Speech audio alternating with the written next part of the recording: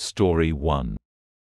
It was an old apartment block that had been sealed off for years due to a major fire. The fire had been so intense that the entire block had to be evacuated, and the government had deemed it too dangerous for anyone to enter. However, some adventurous teenagers had found a way in, and soon word had spread about the haunted block. I have always been fascinated by abandoned places, and the sealed-off apartment block had intrigued me since I had first heard about it. I had spent hours researching the block and the history of the fire, and my curiosity had gotten the better of me. I wanted to explore the block and see for myself what lay inside. Despite warnings from friends and family, I had decided to take the risk and enter the block. Little did I know, this decision would lead to a nightmare beyond my wildest imagination. As soon as I entered the block, I could feel the eerie atmosphere surrounding me. The air was thick with dust and the smell of smoke, and the silence was deafening. The only sound was the soft thud of my footsteps on the concrete floor as I made my way through the dark and dingy corridors. As I climbed up the stairs, I suddenly realized that they led to nowhere. I stopped in my tracks, wondering how anyone could have lived in such an odd place. I turned around to leave, but then noticed an unlocked door a few feet away. Curiosity got the better of me, and I cautiously stepped inside. The room was empty except for a strange noise that seemed to be coming from within the apartment. I tried to locate the source of the noise, but it seemed to be coming from everywhere at once. I then noticed a vanishing clip on the ground, and a dirty, ragged doll lying nearby. Something seemed off about them, but I couldn't quite put my finger on it. Suddenly, I heard a shrieking scream coming from one of the nearby rooms. I ran to investigate, but as soon as I arrived, the scream stopped. I found a drawing on the wall that seemed to depict a girl wandering aimlessly through the halls. As I turned around, I came face to face with a figure holding a knife and an axe. I froze in terror, unsure of what to do next. The figure just stood there, staring at me with hollow eyes, before disappearing into thin air. I tried to make my way back down the stairs, but they seemed to have disappeared. I was trapped, with no way out. Then, I noticed something dripping from the ceiling. At first, I thought it was just water, but soon realized it was blood. I heard the sound of bones cracking, and I realized that the pool beneath the block was filled with human bones. I frantically tried to escape, but every door I opened led to another terrifying discovery. A creaking door led to a broken window, which revealed a shadow in the glass. I started to wonder if this was all just a dream, but the pain in my body told me otherwise. Suddenly, I felt myself falling, and then everything went black. I woke up in the hospital, feeling confused and disoriented. My head was spinning, and I was thirsty and hungry. A nurse named Sandy came over to my bed and asked how I was feeling. She took my blood pressure, temperature, and attached a bag of saline to me. I asked for water, but she said I couldn't eat or drink until I was seen by a speech therapist in 2 days. As I closed my eyes to rest, I was awakened by a hissing sound somewhere in the ward. It sounded like a gas leak. I got off my bed and motioned towards the source of the noise. The sound got louder as I got closer, but I didn't find the source. Instead, I found yellow imprints on the floor. I felt like going back to bed because curiosity killed the cat, but a voice in my head beckoned me to follow the imprints as it could save my life. With a grit of my teeth, I followed the imprints. As I walked, I could hear the sound of my foot rubbing against the floor. The further I walked, the faster my heart pumped. After a while, I reached a door, and the imprints were leading inside. As I was deciding whether to proceed inside, the door opened, and I reluctantly went through it. Inside, I found more imprints on the floor. The door behind me was gone, and I had no choice but to proceed on. After a few minutes, I found another door. There was no way to turn back, so I continued forward. As I entered the door, my heart froze, and I saw 2 shadows in the room. I took a closer look, and thank God, there were 2 nurses in the room. With a sigh of relief, I approached the nurses. However, They looked surprised and asked why I was there. They said I should be in bed, and both nurses sounded nervous. I found out one was called Min and the other Dimples. Together we formed a team of 3 and moved across the room and found another door. We opened the door and went through it, only to find a narrow corridor with imprints on the floor. Pressing forward, we walked and walked and walked. 10 minutes became 20, 30, 40, an hour, 2, 3. It felt like it was never ending. Finally, we came to a ledge dividing the corridor. There was no end to the corridor, and Min and Dimples looked at me with worried faces. I suggested pressing forward, and Dimples was with me, but Min rebuffed us, saying that there was no end to this corridor, and we should head back. The 3 of us argued, and finally, Dimples convinced Min to press on. I asked to wait while they moved on, but after waiting for some time, I became worried. Time passed, and I felt more and more anxious. I wondered if I should turn back. Minutes turned into hours, and it felt like an eternity. I decided to turn back, and surprisingly, when I got through the door I came from, the path seemed to open up. There was a way back to where I came from. I became more and more reluctant as I made my way back to the starting point. I felt that I should go back to get Min and Dimples. I finally decided to run back towards the narrow corridor and enter the door located at the end. Thump, thump, thump sounded as my foot hit the floor as I ran. My heart was racing as I stepped into the room, the door creaking ominously as it swung open. But what I saw inside made me want to scream and run away. Lying on the floor were the charred corpses of Min and Dimples, their bodies contorted in agony. The sight made me sick to my stomach, and I had to look away. But my eyes were drawn back to the altar in the center of the room, where a tablet lay. As I approached it, my heart pounding in my chest, I saw my name etched on its surface. I couldn't resist reaching out to touch it, and as I did, the tablet shattered into a million pieces. Suddenly, the room seemed to lose all its color and warmth, becoming gray and cold. I thought it was the end for me, but then a passage opened up behind the altar, beckoning me forward. I stepped into the passage, and as I did, the imprint on the floor lit up with a double line. I followed it, pressing forward until I came to another door. But this one had no knobs or handle, and I couldn't figure out how to open it. That's when I noticed a small carving on the wall to the left of the door. Click, click, click. I turned it clockwise, and with a thud, the door opened. Inside, I found myself in a circular room with another tablet on an altar in the center. As I approached it, a door opened in the opposite direction, and I went through it. But as soon as I did, the door snapped shut behind me, and I felt a chill run down my spine. That's when I heard rustling behind me and turned around to see a figure in dark robes. The strange thing was that there was no wind, but the robes were moving, as if someone were wearing them. My mind screamed at me to run, and I did, sprinting down the corridor as fast as I could. But the figure in the dark robes was chasing me, and I had never seen someone move so quickly. I was almost caught when, at the last minute, I made a dive for it, landing face first in a water bubble. I had escaped in the nick of time, and the dark figure did not come into the water bubble with me. But I knew I couldn't stay there forever, so I swam and swam until I was almost out of breath. Finally, I emerged from the water and fell onto solid ground. 2 corridors appeared in front of me, and I walked toward the end of one of them, panting and sweating. But there was nothing there, nothing at all. I retraced my steps 5 times before noticing something on the lower end of the wall, 5 black buttons. A voice in my head told me to press them from left to right in sequence, so I did. And then, poof, smoke and light blinded me, and I started coughing. When I woke up, I was in my bed in the hospital again. Days later, the doctor told me I was well enough to be discharged.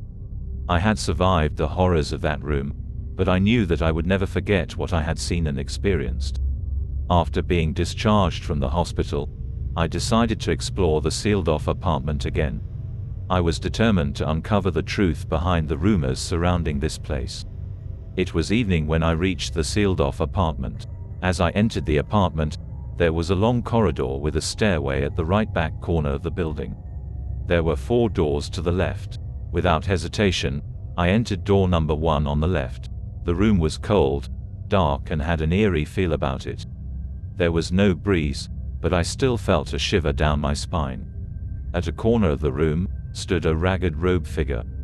Upon close examination, you could see that it was not human.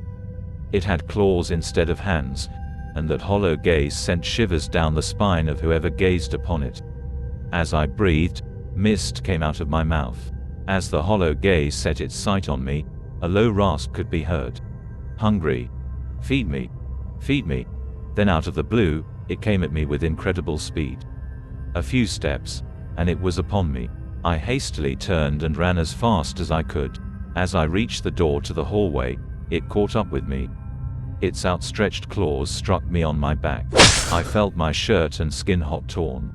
I felt the shirt behind my back got wet. As it was going to hit me a second time, I managed to run out the door. A thud sound can be heard from behind. The figure or monster was on the floor, its leg broken. I ran back into the room, and as I was nearing the monster, I jumped up high and landed both feet on the back of the monster's head. A crack followed by a swoosh. The monster's skull cracked, and what looked like brain matter flowed out of the monster's skull. I found a clue on the monster. Nothing else was in the room. The clue said sacrificial rite. I then decided to check the second room on the left.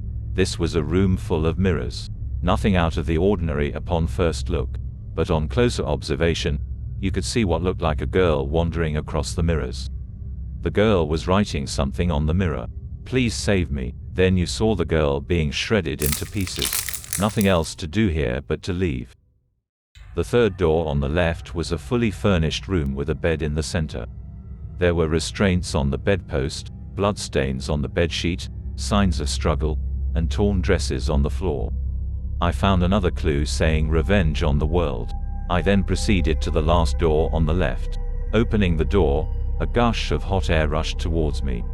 Sweat poured out of my forehead, and I could not take another step forward. Looking in, I only saw a bottomless pit with heat searing from it. Nothing else could be seen in this room, and it reeked of the smell of danger. As I exit the room outside, I fell to the ground, feeling as if my weight had increased 10 times. I couldn't get up and passed out. As I slowly regained consciousness, I realized that I was no longer inside the apartment. Instead, I was lying on the ground outside the building. I struggled to stand up and began to limp towards the gate. As I approached, I noticed a man standing at a distance, staring intently at me. Something about his gaze made me feel uneasy, but for some reason, I felt compelled to approach him. "Excuse me, sir," I said, my voice hoarse. "Do you know what happened in that building?" The man looked at me for a moment, then nodded slowly. "Yes," he said, his voice low and ominous. "That building belonged to one of the richest families in the city. They used it for their dark rituals, sacrificing innocent lives to appease their twisted desires." My blood ran cold at his words. "What kind of rituals?" I asked, my voice barely a whisper. The man's eyes grew dark as he spoke. "They worshipped an ancient deity, one that demanded blood sacrifices in exchange for power and wealth. They believed that by offering up the lives of the innocent, they could gain favor with this being and gain control over their own destinies." I shuddered at the thought of the horrors that must have taken place inside that building. "What happened to them?" I asked, my voice trembling. The man looked at me gravely. "Their greed and depravity finally caught up with them," he said.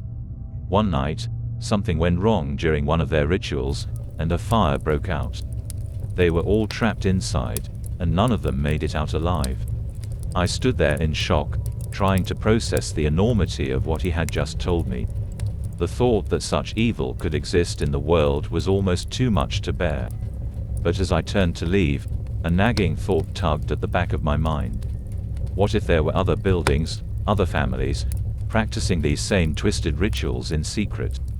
And what if they were still out there, lurking in the shadows, waiting to strike again? Story 2.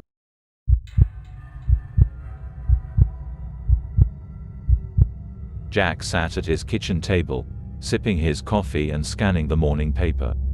He had just finished paying off his car loan, but he still had a substantial amount of debt to his name. He was starting to feel the weight of his financial burden, and he desperately needed a way out. As he flipped through the pages, a small ad caught his eye. $1 million to the winner of the game, it read. There wasn't much detail about the game, and it only stated the winner would receive a life-changing sum of money. Jack knew he had to enter the competition. The thought of finally being debt-free was too tempting to resist. He quickly filled out the entry form and hit send. He didn't expect to hear back from the organizers, but 3 days later, he received an email inviting him to a meeting at the Alcom station. Jack arrived at the station precisely at the time he was instructed to meet the coordinator. He looked around nervously, scanning the area for any sign of him. But as the minutes ticked by, he began to grow anxious. What if the game was just a scam? What if he had been duped? Suddenly, a sinking feeling hit him in the pit of his stomach. What if the coordinator had already left and he had missed his chance? He tried to keep calm, but his heart was pounding in his chest. Eventually, after waiting for what felt like an eternity, Jack realized that the coordinator was a no-show. Feeling defeated and disappointed, he began to make his way back to his car. But then something inside him snapped. He couldn't just give up now. He had come too far. Determined not to let this opportunity slip away, Jack started to run around the station, frantically asking anyone he could find if they had seen the game master. After several minutes of searching, he spotted an old man standing alone at the end of the station. "Excuse me," Jack said, panting. "Are you the coordinator?" The old man looked at him with a twinkle in his eye. "Congratulations, Jack," he said. "You just passed the first test of the game." He introduced himself as the game master and congratulated Jack for his determination. With a nod, he directed Jack towards a car parked nearby, instructing him to get in.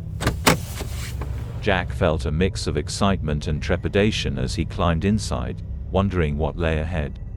The game reward of $1 million could change his life, and he was willing to do whatever it took to win. Jack sat in the back of the car, his heart racing with anticipation. He was blindfolded, and the game master had instructed him not to remove it until he arrived at his destination. The car journeyed on for what felt like hours, and Jack eventually fell asleep, lulled into a sense of security by the hum of the engine. When he woke up, the car had come to a full stop, and the game master was helping him remove the blindfold.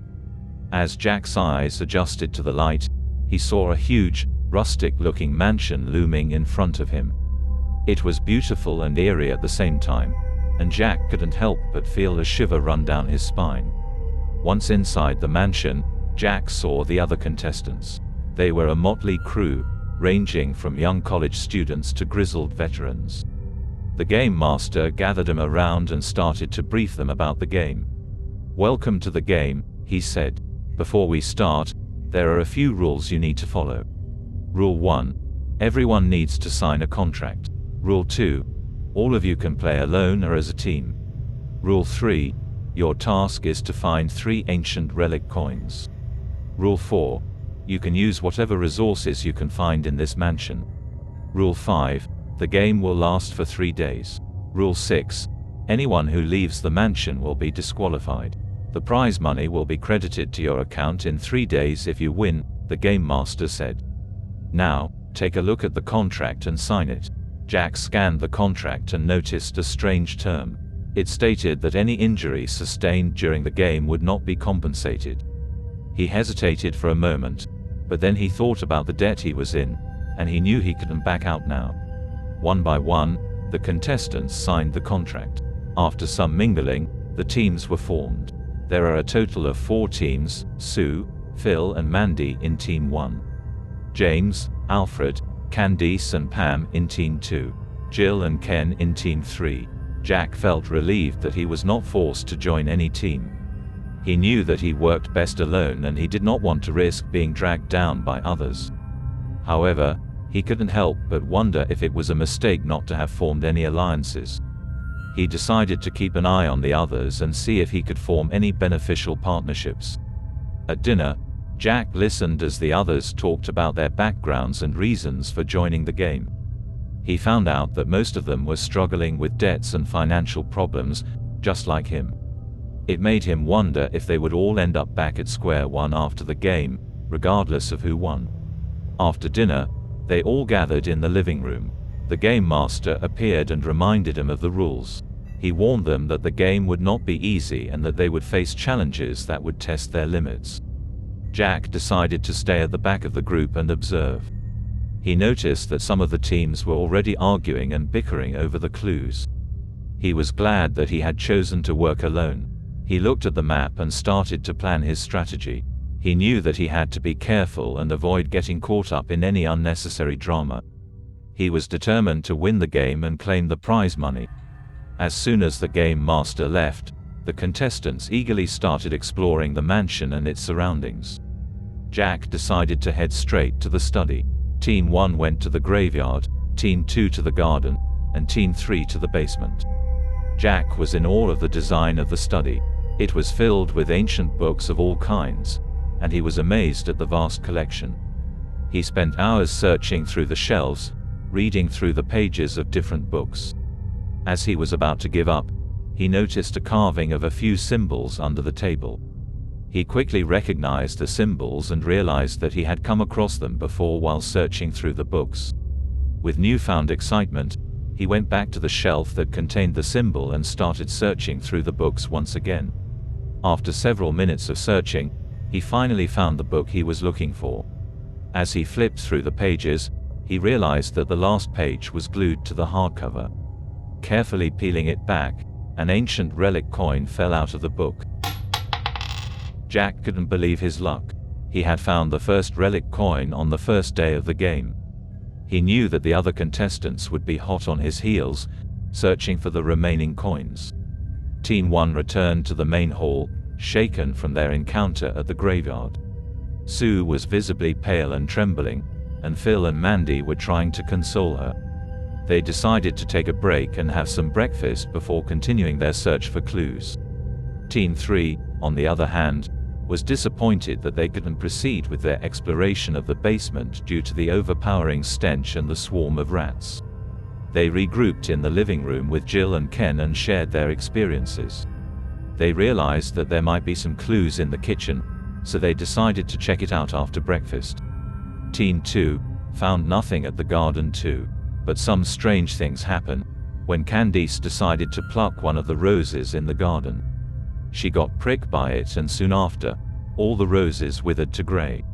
Meanwhile, Jack, who had found the first relic coin, was feeling confident and determined to find more. He explored the entire first floor of the mansion, including the library and the conservatory. He found some interesting books and artifacts but nothing related to the game. He decided to take a break and join the others for breakfast. As breakfast was served, Candice was nowhere to be found. They wondered if she had left the mansion or if something had happened to her. Team 2 searched the entire floor of the living quarters for any sign of her, but to no avail. Everyone decided to continue the game despite her disappearance. Meanwhile, Team 1 headed to the swimming pool. They had heard rumors that the relic coin might be hidden there. Team 3, on the other hand, decided to focus on the living room. They believed that there might be a clue hidden somewhere in the room. They searched the entire area, from the bookshelves to the curtains, but still couldn't find anything that would lead him to the relic coin. As for Jack, he had decided to explore the barn outside the mansion. He had a hunch that there might be something hidden there. After a few hours of searching, he finally found a secret latch door under the hay. He had to use all his strength to pull down one of the lamp holders, which finally unlocked the door. Jack was ecstatic as he had found the second relic coin. He couldn't wait to see the expression on the other contestants' faces when he shows them what he found. He hurriedly made his way back to the mansion, eager to share his discovery with the others. But as he entered the living room, he noticed that Candice had still not returned. He wondered if something terrible had happened to her. Team 1 arrived at the swimming pool, a beautiful and grand pool house with high ceilings and mosaic tiles. They began their search, scanning the area for any clues or signs of the relic coin. After just 15 minutes, Phil shouted with excitement as he found a glimmering silver relic coin at the bottom of the pool. The team was ecstatic, thinking that their luck had finally turned around. But as they turned to leave, they saw a ghostly figure floating on top of the pool. He was a handsome young man with fiery red hair, and fire seemed to come out of his fingertips. Mandy froze on the spot, her eyes fixed on the eerie figure. The young man spoke in a deep, menacing voice, warning them to leave the mansion at once. Suddenly, without warning, the young man aimed a burst of flames at Mandy, who burst into flames. She screamed in terror and agony as she burned to a crisp right before their eyes. Sue was horrified and overwhelmed by the sight, and she vomited uncontrollably. Phil grabbed her and shouted for her to run as they made their escape from the pool house. As they ran through the mansion, their thoughts raced with questions about what had just happened. Who was that young man? What did he want? And most of all, how could they stay alive in this treacherous game of survival? The team was left shaken and traumatized by the horrific events at the pool house, but they knew that they had to keep pushing forward if they wanted to find the remaining relic coins and ultimately win the game. As Team 2 explored the living quarters, they were disappointed to find nothing of significance in any of the rooms. They had been searching for hours and were about to give up when James stumbled upon a rustic key. He wasn't sure what it was for, but he kept it just in case. It was then that Pam noticed a painting on the wall where all the children in the portrait were looking in the same direction. She followed their gaze to a wooden wall that seemed out of place. Curiosity got the better of her, and she pushed it. The wall opened up, revealing a hidden door. Excitedly, James rushed over and tried the key on the lock, and to their surprise, it worked. They found themselves in a secret room with an altar. The sight that greeted them was unsettling. A big bowl filled with blood could be seen, and the place looked like it was used for some kind of ritual. Bones were scattered around the altar, and the whole place made them uneasy. They quickly concluded that they didn't want to stay there for long, and decided to leave the room as soon as possible. They locked the door with the key and left it as they found it. Meanwhile, Team 3, consisting of Jill and Ken, had no luck finding anything of interest for the whole night. They were starting to feel discouraged and hoped for better luck in the following rounds. It was 8 a.m., and everyone gathered for breakfast, but Candice still hadn't shown up. Sue and Phil looked shaken up, and after some questioning, the group realized that Mandy was now dead. No one could explain what was going on, and none of the contestants were willing to give up. They were all here for the prize money, which would change their lives. The group fell silent, hoping to find the remaining relic coins and win the game. The other 3 teams went to search the other areas, while Jack decided to search the basement. The smell was unbearable, but he braved through it. Jack was shocked when he discovered Candice's body in one corner of the basement. Her whole body and face had been consumed by the rats. Jack only recognized her by the bracelet she wore on the first day and the shoes she wore. The rats had eaten through her body, and some were even nesting in her stomach and crawling out of it. The sight was unbearable, but the worst came when Jack saw a shiny reflection in the stomach of Candice. He reached out his hand, slowly into the decaying body, feeling the squishy of the remaining intestines with rats brushing by, and pulled out the last piece of the golden relic coin. Jack immediately vomited all the food he had eaten that day and was overwhelmed with disgust. As the grandfather clock struck 3 a.m., Jack discovered the last relic coin and everyone was called back to the main hall of the mansion. The game master announced that Jack was the winner, having found the 3 gold coins while the rest of the contestants only found silver coins. Jack was instructed to insert the 3 gold coins into a wooden device which unveiled an ancient, rustic key. He was then instructed to use the key on the grandfather clock. As he turned the key, the clock struck its last chime, and a loud sound shook the ground. Suddenly, The main hall came to life. Torches lit up on their own and red blood streamed across the floorboards, forming ancient symbols. The contestants standing on the symbols screamed in pain, their life force being sucked out of them. They started to age, their hair turning white and wrinkles appearing. Jack realized that the life energy was being channeled to the game master. The game master exclaimed, "Yes, yes, yes, another 300 years to live," as the life force channeled into him. But suddenly, a loud bang could be heard and the game master dropped down dead. Jack had fired a shot from his pistol, killing the game master. As soon as the game master died, the life energy escaped from his body and returned to the contestants, restoring their youth. Everyone was shocked at what had happened. After the shocking events in the main hall, the police and forensic team arrived at the mansion. Jack revealed to them that he was actually an undercover cop who had been investigating cases of missing people for years. He had finally uncovered the truth behind the game and the game master, who was actually a cultist using these tactics to lure his victims. It was discovered that the game master needed someone to activate the sacrifice ritual instead of himself, and the game was designed to find the winner that would do so, with the contestants being the sacrificial victims. After the investigation, the mansion was locked down and taken into police custody. Jack and the other contestants were released and sent home. It was a traumatic experience for all of them, and they tried to move on with their lives. 3 days later, Jack checked his bank account at an ATM and was shocked to find an additional $1 million in it.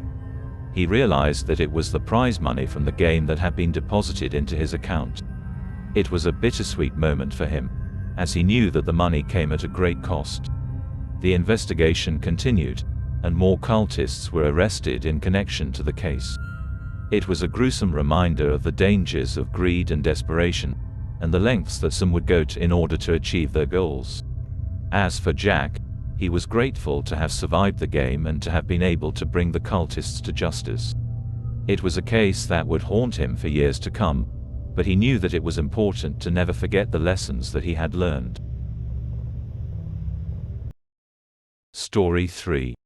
It was a chilly Friday night in October, and the 4 friends, John, Mike, Sarah, and Lisa, had decided to meet up at their favorite bar for a night of drinking and catching up. The bar was a small, dimly lit place with a cozy atmosphere, and it was packed with people. John was the first to arrive, and he grabbed a table in the corner of the bar.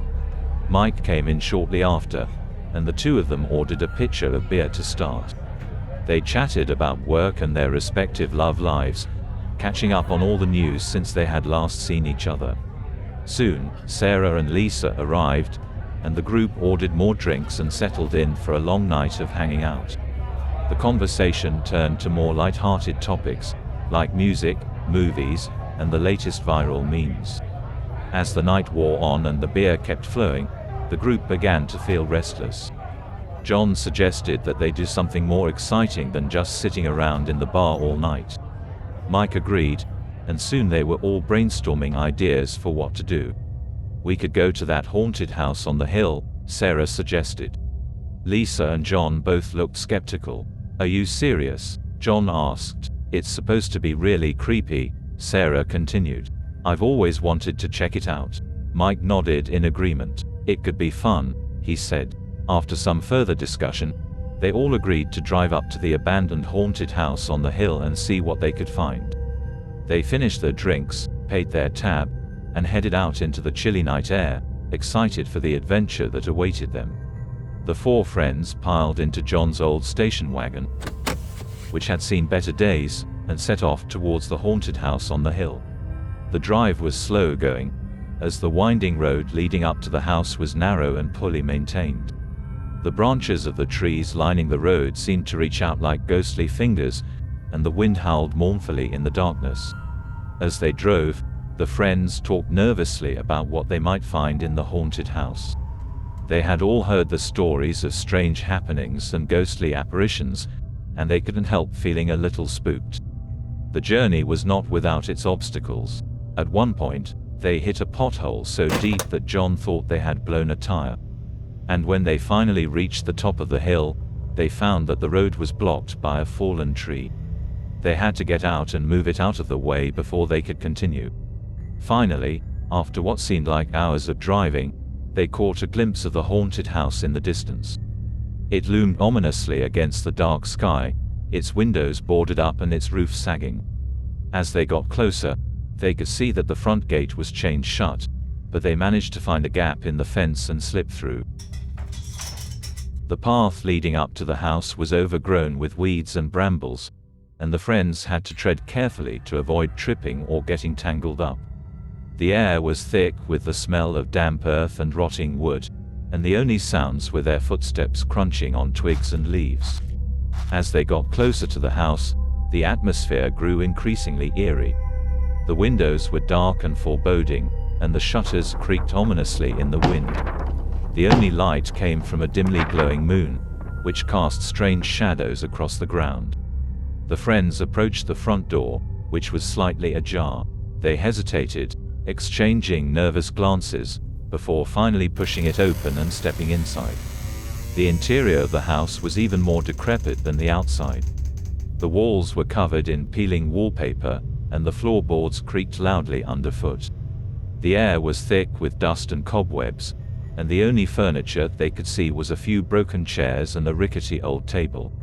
As the friends continued to explore the haunted house, they couldn't shake off the feeling of unease that seemed to permeate every room. Every creak of the floorboards, every rustle of the curtains, set their nerves on edge.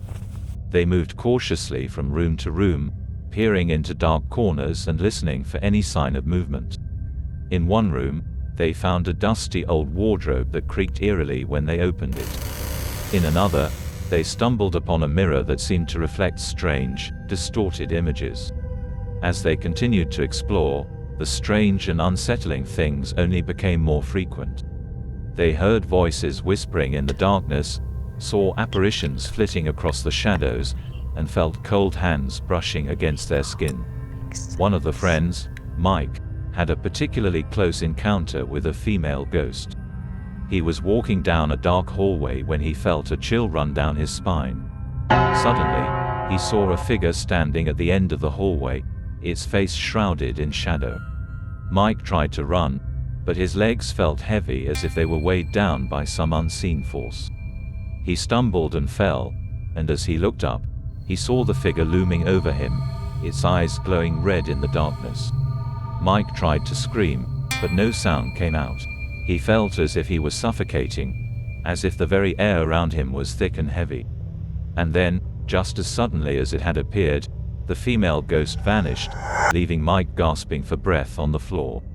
The friends gathered around him, their faces pale with fear. They knew then that they had to leave the haunted house, and fast. But as they turned to go, they realized that they were lost. The halls seemed to twist and turn in on themselves, leading them in circles. Panic began to set in as they frantically searched for a way out.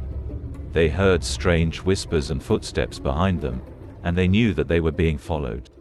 Finally, after what seemed like an eternity, they stumbled upon a stairway leading down. They raced down it, their footsteps echoing loudly in the empty house. As they burst through the front door and stumbled out into the cool night air, they realized that they were all trembling with fear. The haunted house had left its mark on them, and they knew that they would never forget the strange and terrifying things they had experienced within its walls. As the friends made their way back to their car, they couldn't help but feel relieved that they had escaped the haunted house. But Mike couldn't shake off the feeling of intrigue that had been growing inside him since he had encountered the ghostly figure. He couldn't stop thinking about the strange, otherworldly beauty of the ghost, with her long, flowing hair and pale, translucent skin. And the more he thought about her, the more he felt a sense of thrill and excitement building inside him. Over the next few days, Mike found himself becoming increasingly obsessed with the ghost. He spent hours poring over books on the occult and scouring the internet for information on ghosts and hauntings. He even started going to psychic readings and seances in an attempt to connect with the spirit world. And then one night, as he lay in bed, he heard a faint whisper in his ear. He sat up, his heart racing, and saw the ghostly figure standing at the foot of his bed. Jack felt a sense of electricity coursing through his veins as he gazed at her, her body shimmering in the moonlight. And then, without thinking, he reached out and touched her. At first, it was like nothing he had ever experienced before. He felt a sense of warmth and connection that seemed to transcend time and space. But as the night wore on, a growing sense of unease began to gnaw at him. He couldn't shake off the feeling that there was something not quite right about the ghost. Her beauty seemed to be tinged with a sense of sadness and longing, as if she were trapped between worlds. And as he finally drifted off to sleep, his arms wrapped around the ghostly figure, he couldn't help but wonder what he had gotten himself into. As the first light of dawn filtered through the broken windows of the abandoned house, Mike slowly opened his eyes, his head pounding and his body aching all over. For a moment, he couldn't remember where he was or what had happened the night before. And then, as his eyes adjusted to the dim light, he saw the skeleton lying next to him on the broken bed. No! A scream caught in his throat as he realized that the beautiful ghost he had slept with was not what she seemed. He stumbled to his feet, his heart racing, and stumbled out of the room. He found his friends waiting for him in the hallway of the haunted house, their faces filled with concern and fear. "What happened?" Sarah asked, her voice trembling. "I don't know," Mike replied, his voice barely above a whisper. "I don't know what happened. You went missing just now when we were trying to find a way out," John exclaimed. Mike was puzzled. Why are they still in the haunted house? He thought they have already escaped. Did he sleep with the female ghost, or is it a peak of his imagination? He couldn't shake off the feeling of fear and regret that was gnawing at him. He had been so obsessed with the idea of connecting with the spirit world that he had ignored all the warning signs. And now he was paying the price. As the friends finally made their way towards the front door, they realized that it was firmly locked, and they were unable to open it. Panic began to set in as they frantically searched for another way out, but all the windows were either boarded up or too high to reach. They were still trapped, and there was no way out. As they huddled together in the hallway, their minds racing with fear and desperation, they realized that they would have to work together if they were going to escape. They split up, searching every room and corridor for any signs of a way out. As they moved deeper into the house, they began to experience strange and unsettling things. The air grew colder, and they could feel a heavy sense of dread pressing down on them. They heard strange noises and whispers, and shadows seemed to move in the corners of their eyes. But they pressed on, driven by the need to escape. Finally, they came to a locked door, and John managed to break it down with a heavy piece of furniture. Beyond the door, they found a narrow staircase that led down into the darkness below. Without hesitation, they descended the stairs, their hearts pounding in their chests, and their breath coming in short, sharp gasps. As they reached the bottom of the stairs, they found themselves in a dark, damp cellar, filled with cobwebs and rusted tools. But they could see a glimmer of light in the distance, and they knew that they were getting closer to the outside world. They followed the light, crawling through narrow tunnels and ducking under low hanging beams, until they finally emerged into the open air, gasping for breath and trembling with exhaustion. They had made it out of the haunted house, but Mike couldn't help but feel a sense of relief that they had made it out alive. He knew that he would never be able to forget the terrifying experience that he had been through. He had learned a hard lesson about the dangers of dabbling in the supernatural, and he knew that he would never be the same again. The memory of that fateful night would haunt him for the rest of his life, a reminder of the thin line that separates the living from the dead, and the dangers that lurk in the darkness beyond. Story 4. Rain drummed against the roof of Simon's taxi as he drove through the dimly lit streets of Hong Kong. He was on his usual night shift, cruising through the city's maze of roads, looking for fares. It was a lonely job, but Simon was used to it. He had been a taxi driver for over a decade, and he had seen all kinds of passengers during that time. As he cruised through Kowloon Street, Simon scanned the sidewalks for potential passengers. He noticed a girl waving at him from the side of the road. She was standing in the rain, with her long black hair matted to her face and her clothes clinging to her skin. Simon felt a pang of sympathy for her and pulled over to offer her a ride. "Hey there, do you need a lift?" he called out to her through the open window. The girl looked up, revealing her striking features. Her eyes were dark and piercing, and her skin was a pale shade of white that made her look almost ghostly. She nodded her head, implying a yes to the question. Simon unlocked the door, and the girl climbed into the backseat. He turned on the meter and pulled back onto the road, beginning the first of many journeys with his mysterious passenger. As they drove through the city, Simon tried to make conversation with the girl. He asked her where she was going, but she remained silent, gazing out of the window at the rain-drenched streets. "Is everything okay?" Simon asked, concerned by her quiet demeanor. The girl turned to look at him, her eyes glittering in the dim light of the taxi. She nodded again without saying anything. Then she continued to gaze out of the window. Simon shrugged and continued driving, the sound of the rain drumming on the roof of the car. After a few minutes, they arrived at the address the woman had given him on a piece of paper. It was a derelict apartment in a quiet back street, surrounded by trees and darkness. "Here we are," Simon said, coming to a stop in front of the apartment. The woman paid him in cash, handing him a generous tip before stepping out of the taxi. Simon watched as she walked up to the front door of the apartment and disappeared inside. As he drove away from the place, he couldn't shake the feeling that he had just met someone who would change his life in ways he couldn't imagine. Little did he know, he was about to embark on a journey that would take him to the edge of his sanity and beyond. Simon continued to pick up the mysterious girl for the next few nights. She always appeared in the same spot, standing in the rain with her eyes fixed on the ground. Simon couldn't help but wonder what her story was, why she was always alone and where she was going. As usual, Simon would try to strike up conversations with the girl, asking her about herself and her life. But she always remained quiet, staring out of the window with an unreadable expression on her face. She will always drop off at the same apartment, giving a huge generous tip before she goes. On the seventh-day morning, Simon sat in a local coffee shop, sipping his morning tea and reading the newspaper after he had just finished his night shift.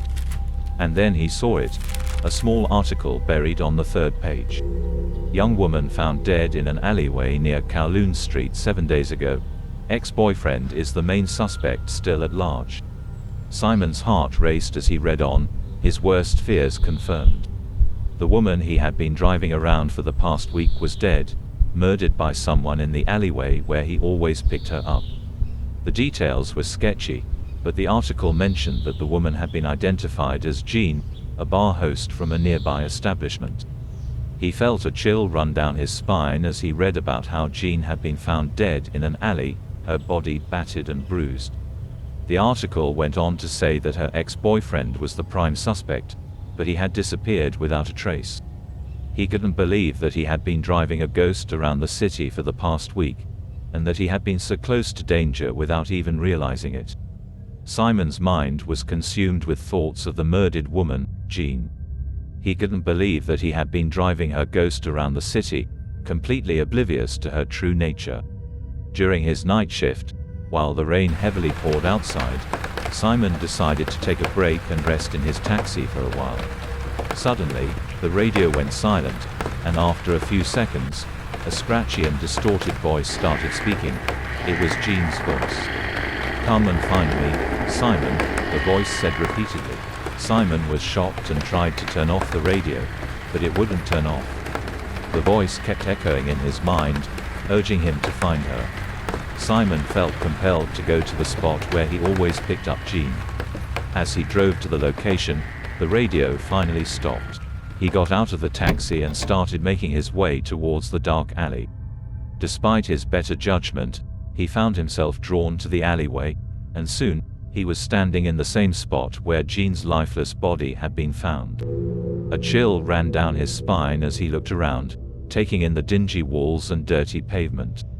He couldn't shake the feeling that Jean's ghost was still lingering in the area, seeking some kind of justice or closure.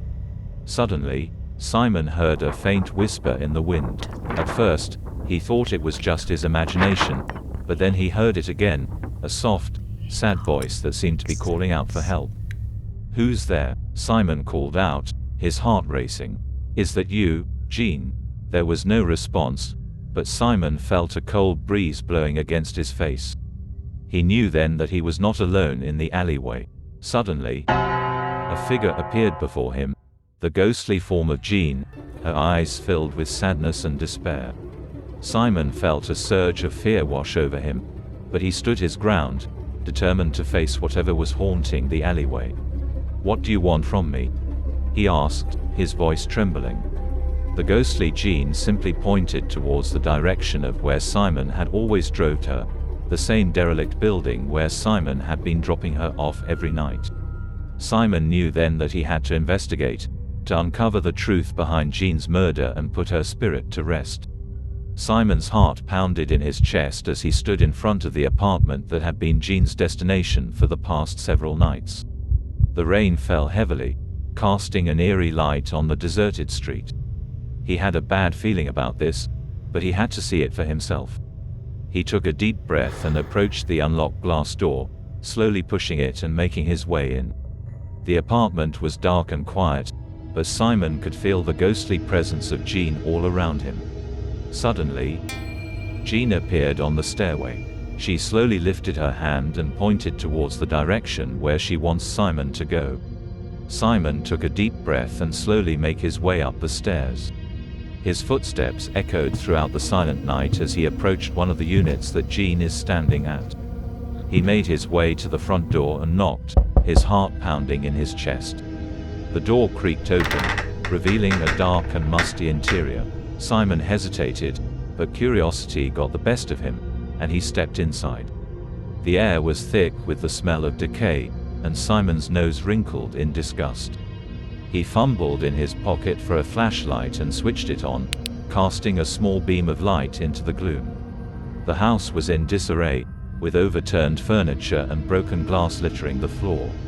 Simon carefully made his way through the debris, shining his flashlight ahead of him. As he turned a corner, his light fell on a figure slumped against the wall. It was Jean's ex-boyfriend, his face twisted in terror, as if he had died of fright.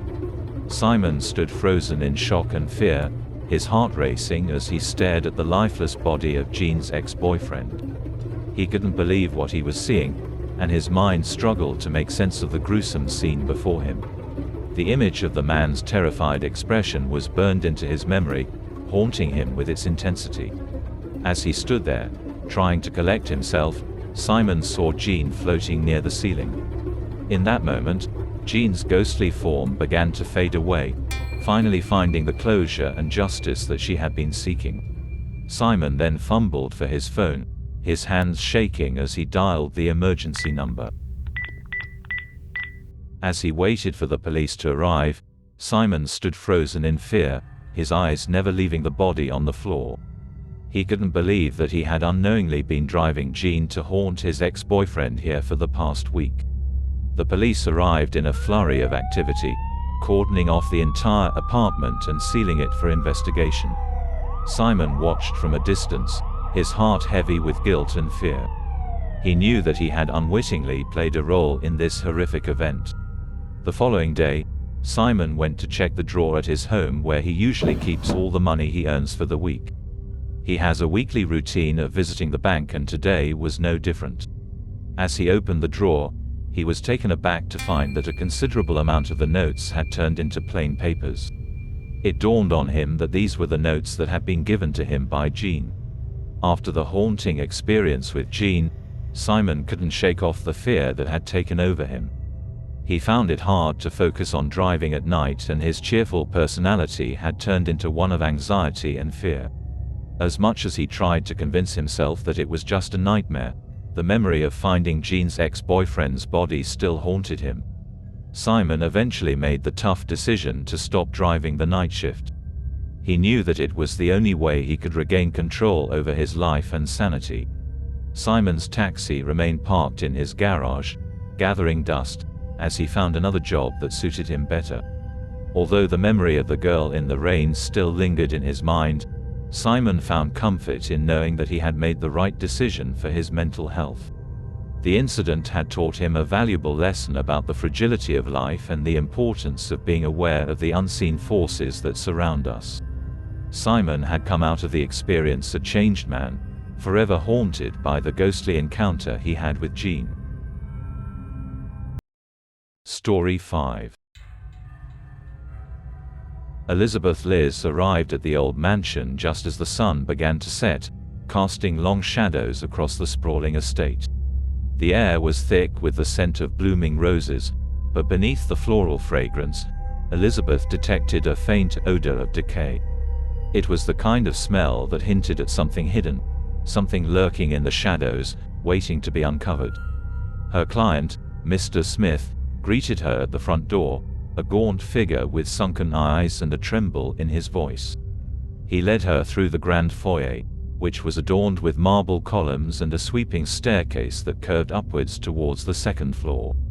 "This way, Ms. Liz," he said, gesturing towards a dimly lit corridor. "The library is this way. I've already arranged for your accommodations to be set up in the adjacent guest room." Elizabeth followed him down the corridor, her footsteps echoing in the silence.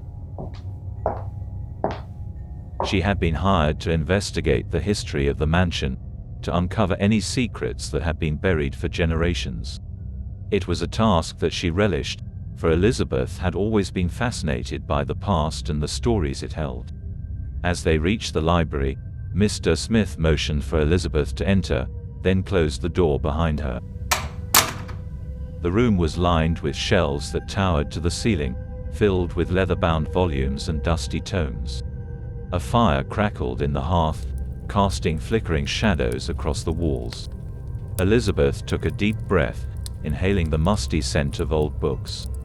She felt a sense of excitement and anticipation, for she knew that within these pages lay the key to unlocking the mysteries of the mansion. She approached one of the shelves and began to run her fingers over the spines, reading the titles and authors' names. The room was filled with the stories of generations past, each book a window into a different time and place. As she reached for a particularly worn volume, she heard a faint whispering sound coming from the darkness behind her. It was almost imperceptible, but it made the hairs on the back of her neck stand on end. She turned around quickly, but there was no one there.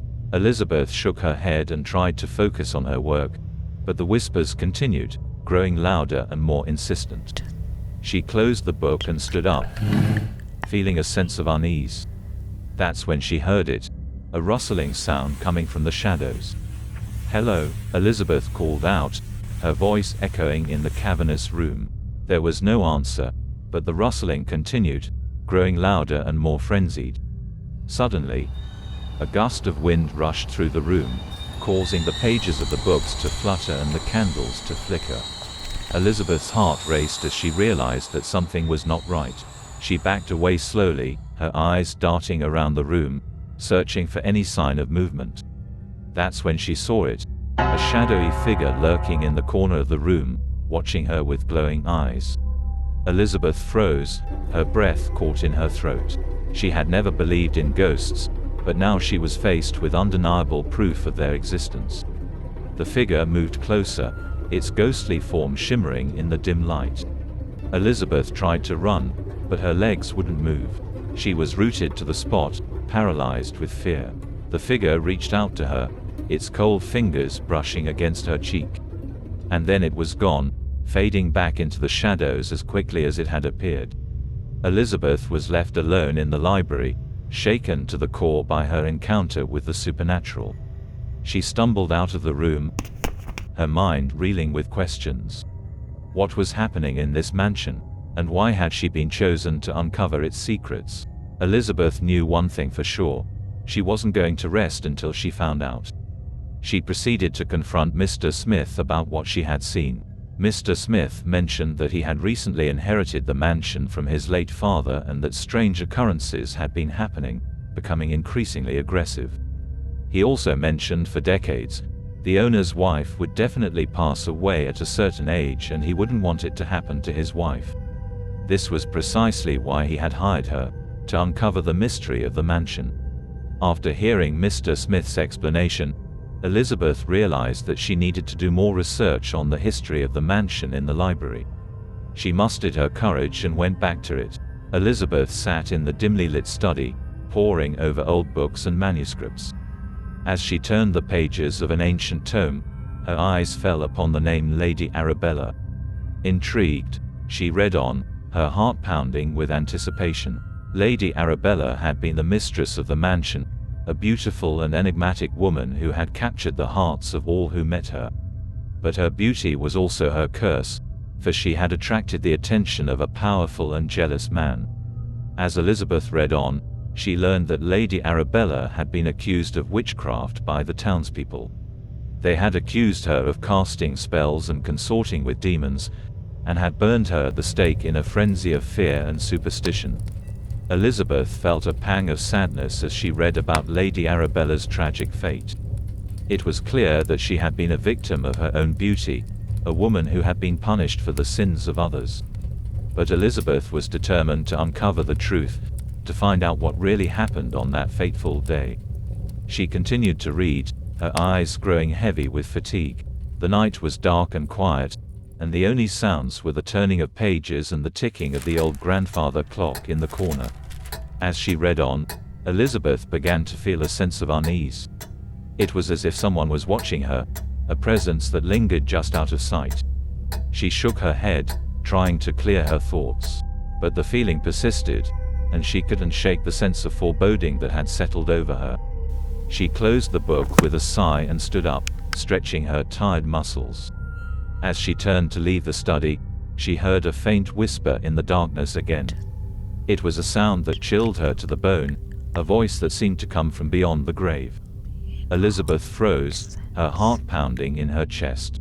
She knew that she was not alone in the mansion, and that the spirits of the past were watching her every move. With trembling hands, Elizabeth reached for the doorknob, her mind racing with fear and uncertainty. She knew that the road ahead would be long and treacherous, but she was determined to uncover the truth, no matter what the cost. For in the darkness of the mansion, there were whispers that echoed through the ages, and Elizabeth knew that she was destined to hear them all. Elizabeth could feel the presence growing stronger. It was no longer just a whisper in the dark, but a palpable force, lurking in the shadows of the mansion. She tried to rationalize her fear, to remind herself that she was a historian, a woman of science, and that ghosts were just the products of an overactive imagination. But as the night wore on, and the whispers grew louder, she found herself believing in the impossible. She paced the halls, her flashlight illuminating the dark corners of the mansion. She had locked all the doors, but it seemed as if the ghosts could pass through solid walls.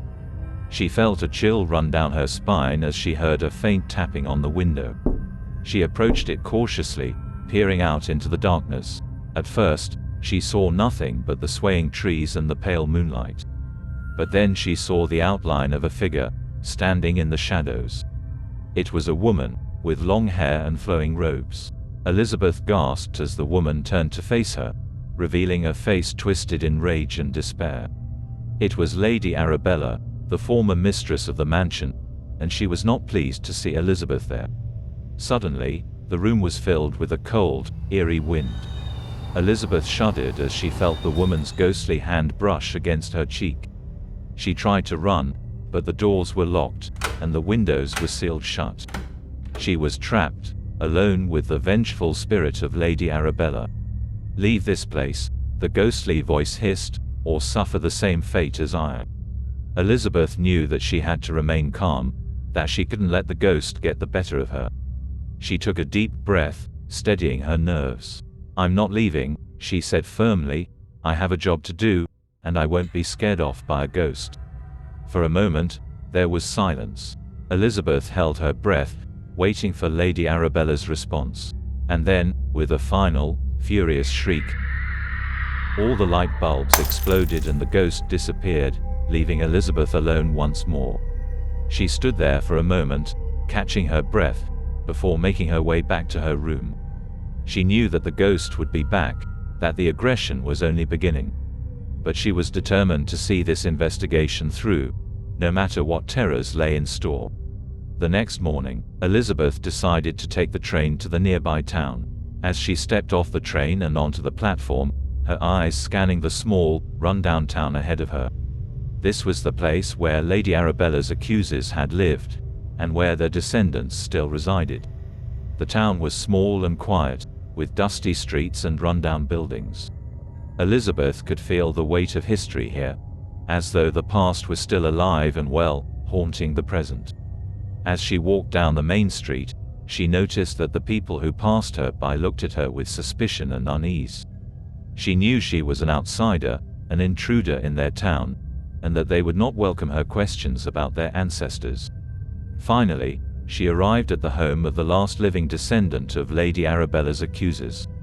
The house was small and cramped, with peeling paint and a sagging porch. Elizabeth knocked on the door, feeling her heart pounding in her chest. A gruff voice answered from inside. "Who's there?" "Hello, my name is Elizabeth Blackwood," she replied, trying to sound confident. "I'm a historian, and I'm here to ask you about your ancestors and their role in the trial of Lady Arabella." There was a long pause before the door creaked open, revealing an old man with deep-set eyes and a scowl on his face. "We don't take kindly to outsiders around here," he growled. "What do you want to know?" Elizabeth took a deep breath and began to ask her questions, trying to be respectful but persistent. The man answered grudgingly, revealing snippets of information about his family's history and their involvement in the trial. She learned that the townspeople had been suspicious of Lady Arabella from the moment she arrived, seeing her as a threat to their way of life. They accused her of witchcraft and tried her in a sham trial, ignoring any evidence to the contrary. The man's voice grew angrier as he spoke, relishing in the past wrongs committed by his ancestors. Elizabeth could feel her stomach turning as she listened to the hatred and prejudice that still lingered in the town. Finally, she thanked the man for his time and turned to leave. As she walked back down the dusty street, she couldn't shake the feeling of unease that lingered inside her. She knew that the past was still alive here, haunting the present, and that she was getting closer to the truth behind Lady Arabella's death. But with each step she took, she also felt the weight of Lady Arabella's ghost pressing down on her, as though the vengeful spirit were watching her every move. She knew that her investigation was far from over, and that the ghost would stop at nothing to protect the secrets of the past. Elizabeth stood in front of the old courthouse, her mind racing with anticipation.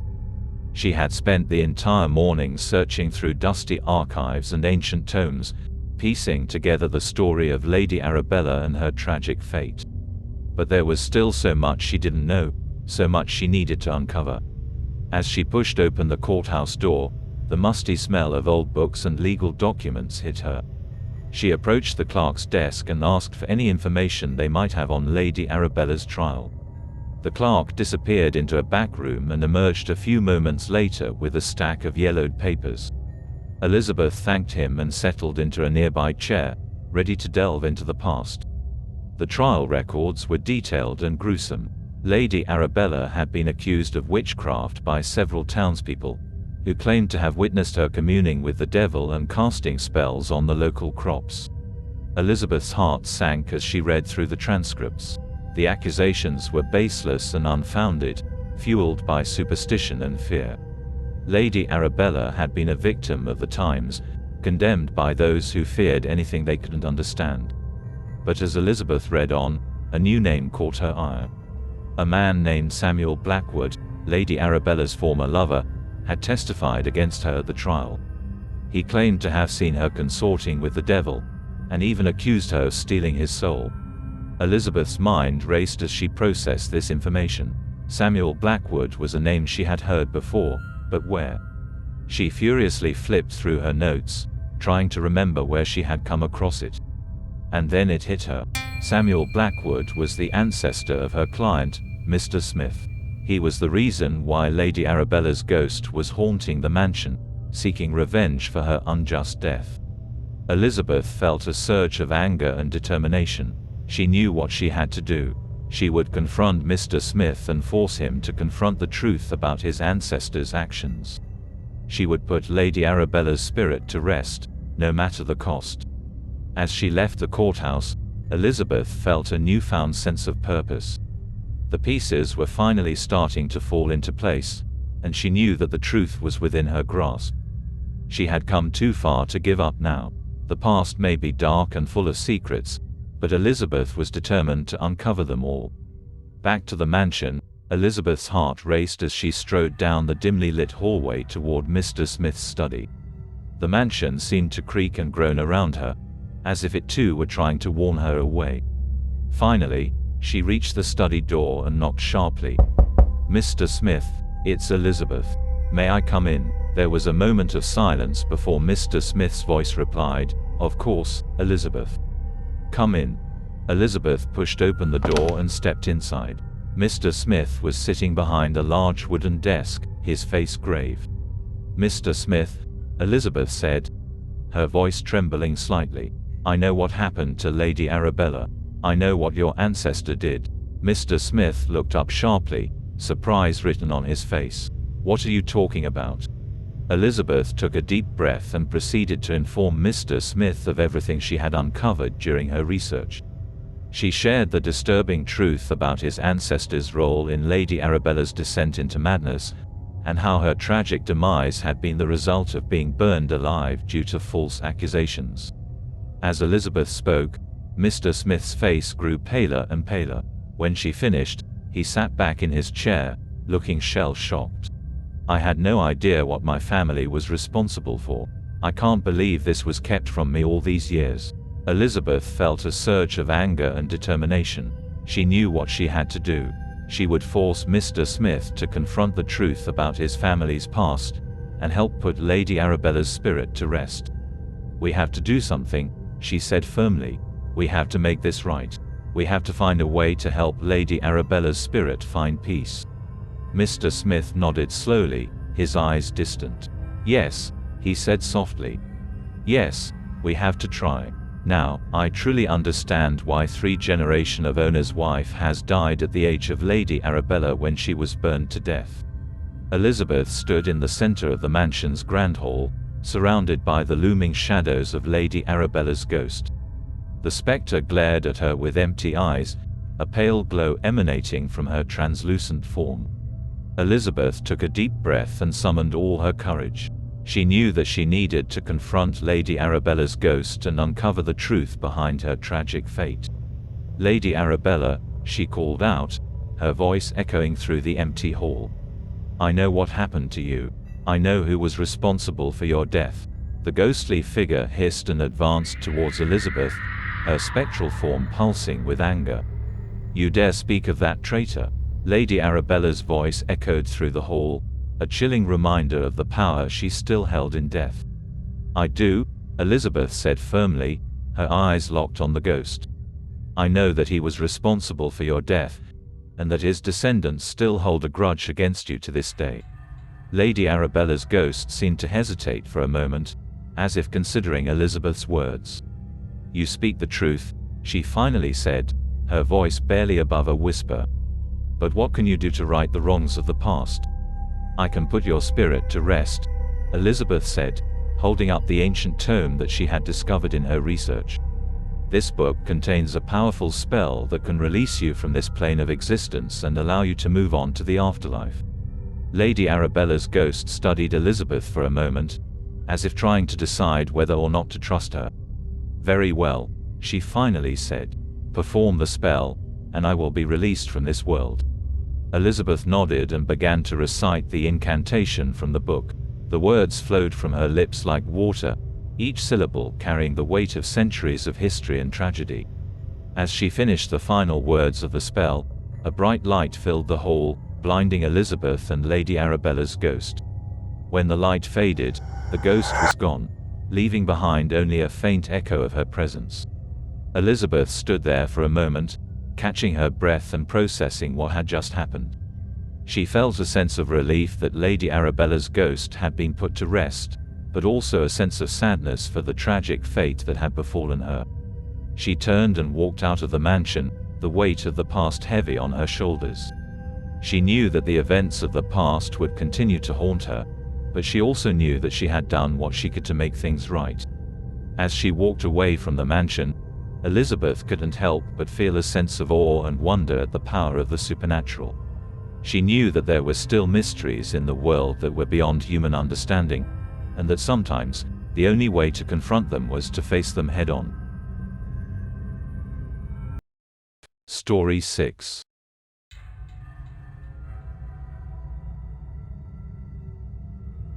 I arrived at the departmental store at 10 p.m. for my first night shift. As a security guard, I had worked in many places before, but this was my first time at this particular location.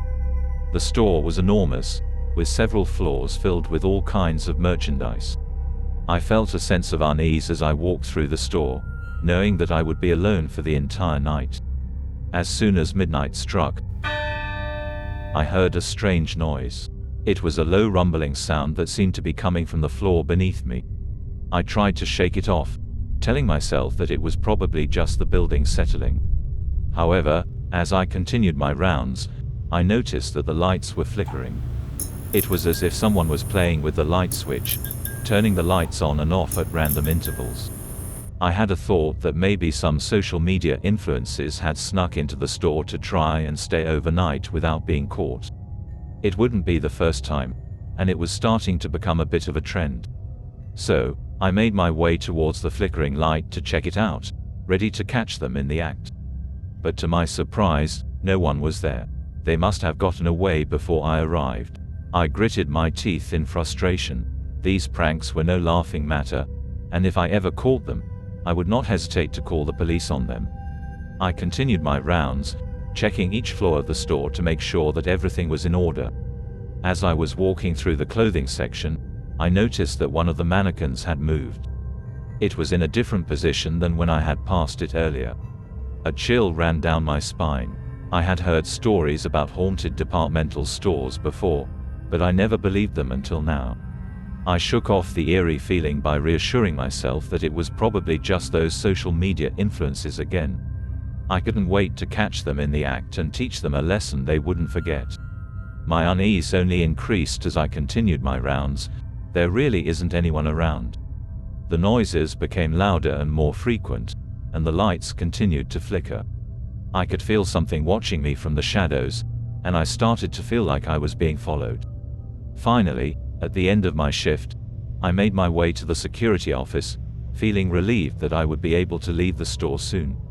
As I settled into the security office, I realized that the events of the night had left me shaken. I knew that I had a long way to go before I would be able to feel comfortable working the night shift at the departmental store. The second night of my shift started off with a sense of dread. I couldn't shake the feeling that something terrible was going to happen.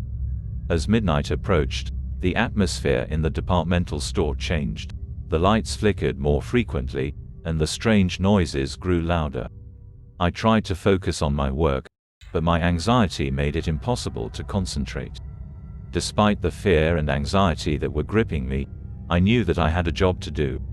So, I took a deep breath, mustered my courage, picked up my trusty torch, and began my rounds. As I walked through the store, I couldn't shake the feeling that I was being followed. Every time I turned around, I expected to see something lurking in the shadows. I tried to tell myself that it was just my imagination, but I knew that something was wrong.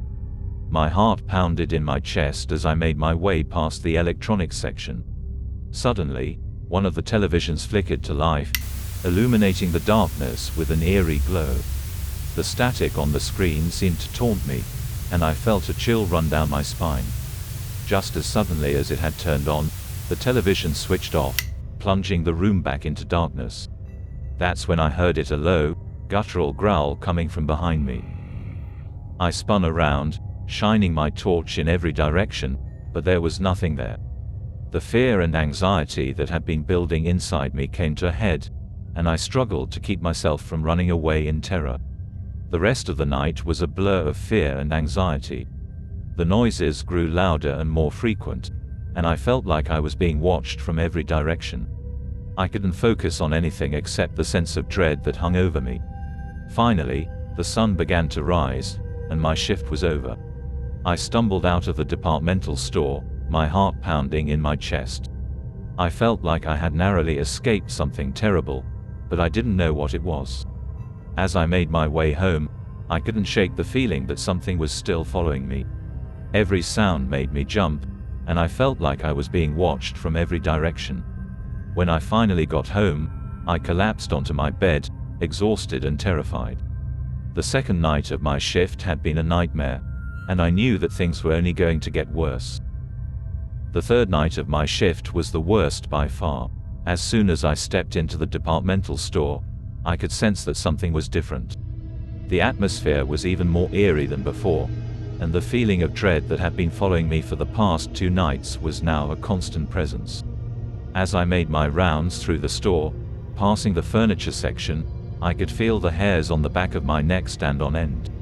There was something there, but I couldn't tell what it was. The feeling was too strong. Suddenly, I heard a hiss from behind my ear. I spun around, but there was no one there. When I turned back again, I was shocked to see that all the chairs on display had been stacked into a pile 2 times higher than me. I stumbled backwards and fell to the ground, dropping my torch in the process. As I picked myself up, I heard a loud impact noise coming from the clothing section. Nothing made sense at this moment, but I knew I had to get to the security office. On my way there, I saw a mannequin lying in a large pile of toppled clothes. It must have been thrown there by an invisible force. A wave of terror washed over me as I realized that the poltergeist had grown even stronger.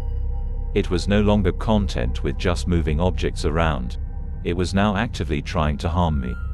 The lights flickered on and off, casting the entire store into an eerie half-light. Every time I turned a corner, I expected to come face to face with the poltergeist.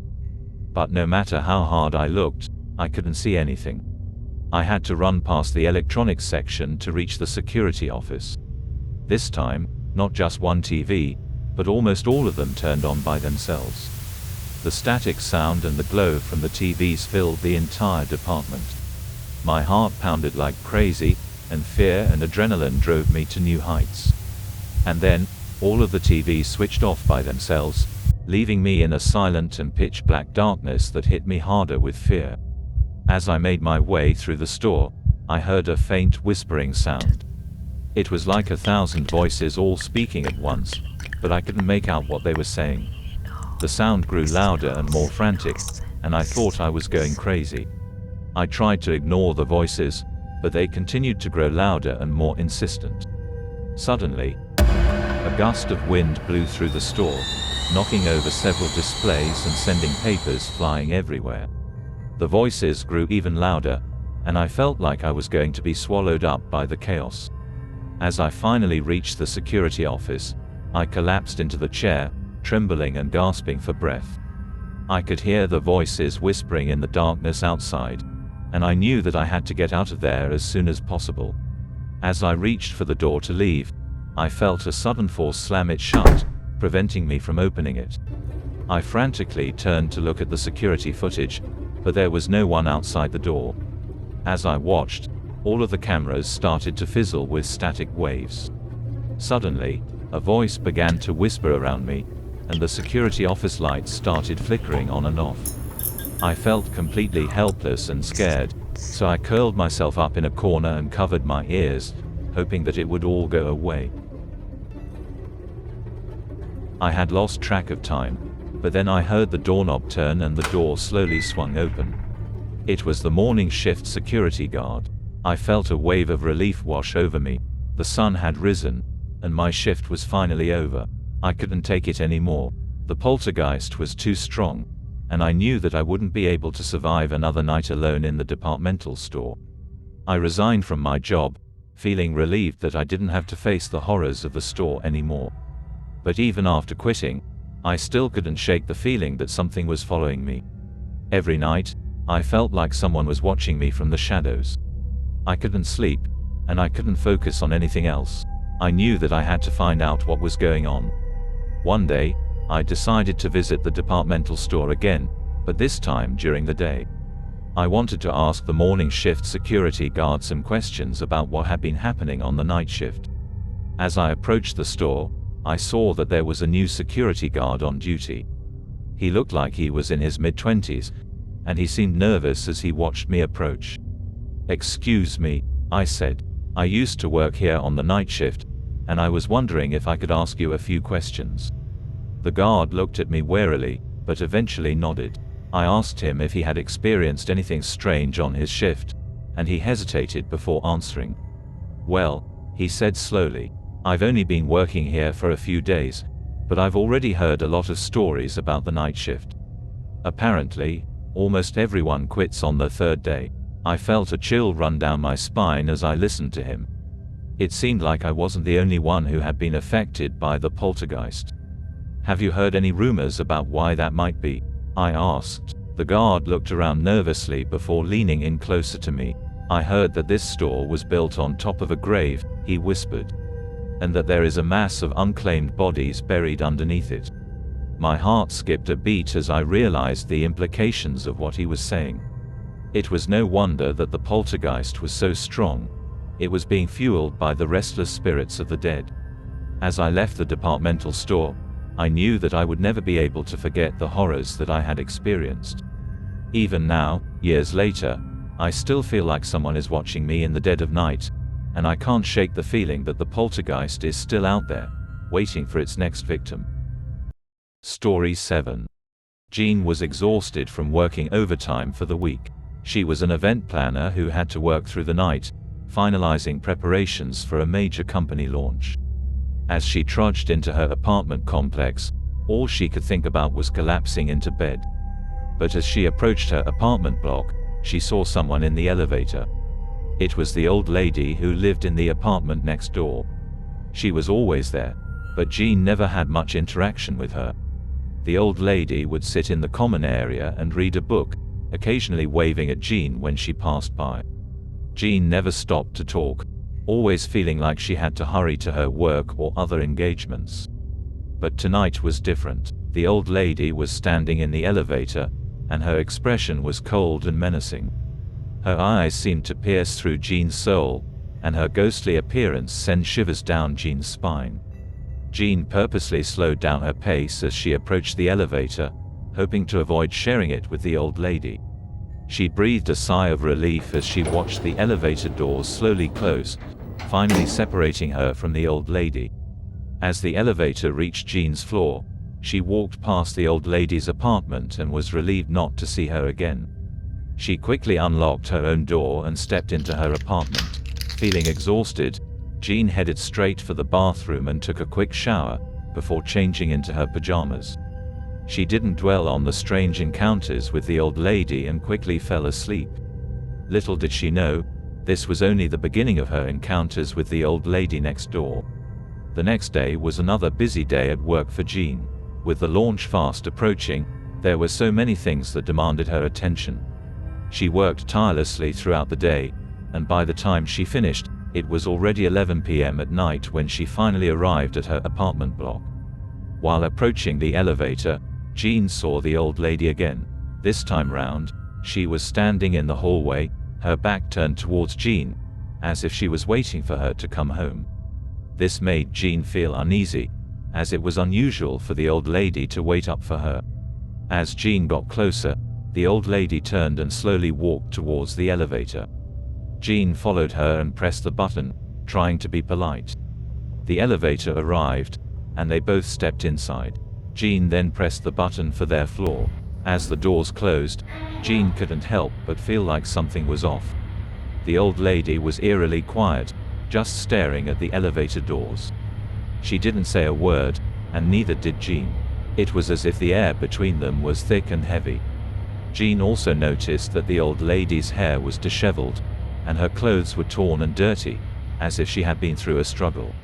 Finally, the elevator doors opened. Without looking back, Jean shuffled out of the elevator and down the hall to her apartment. As she opened the door, Jean breathed a sigh of relief. She was finally home. However, she couldn't shake off the unsettling feeling she had. It was almost as if she was being watched. Jean changed into her pajamas and climbed into bed, but sleep eluded her.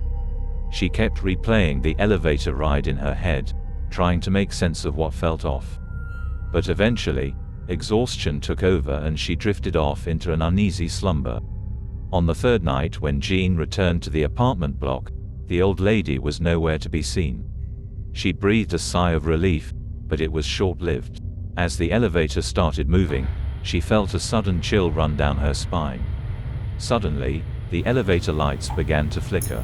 She had a feeling that someone was staring at her from behind, causing her to slowly turn around. What she saw made her gasp in horror. The old lady was standing behind her, silently staring at her with hollow eyes. Jean felt paralyzed, unable to move or speak. The old lady didn't say a word, but her gaze was enough to send shivers down Jean's spine. Jean noticed that the old lady is still wearing the same dirty and torn clothes from yesterday.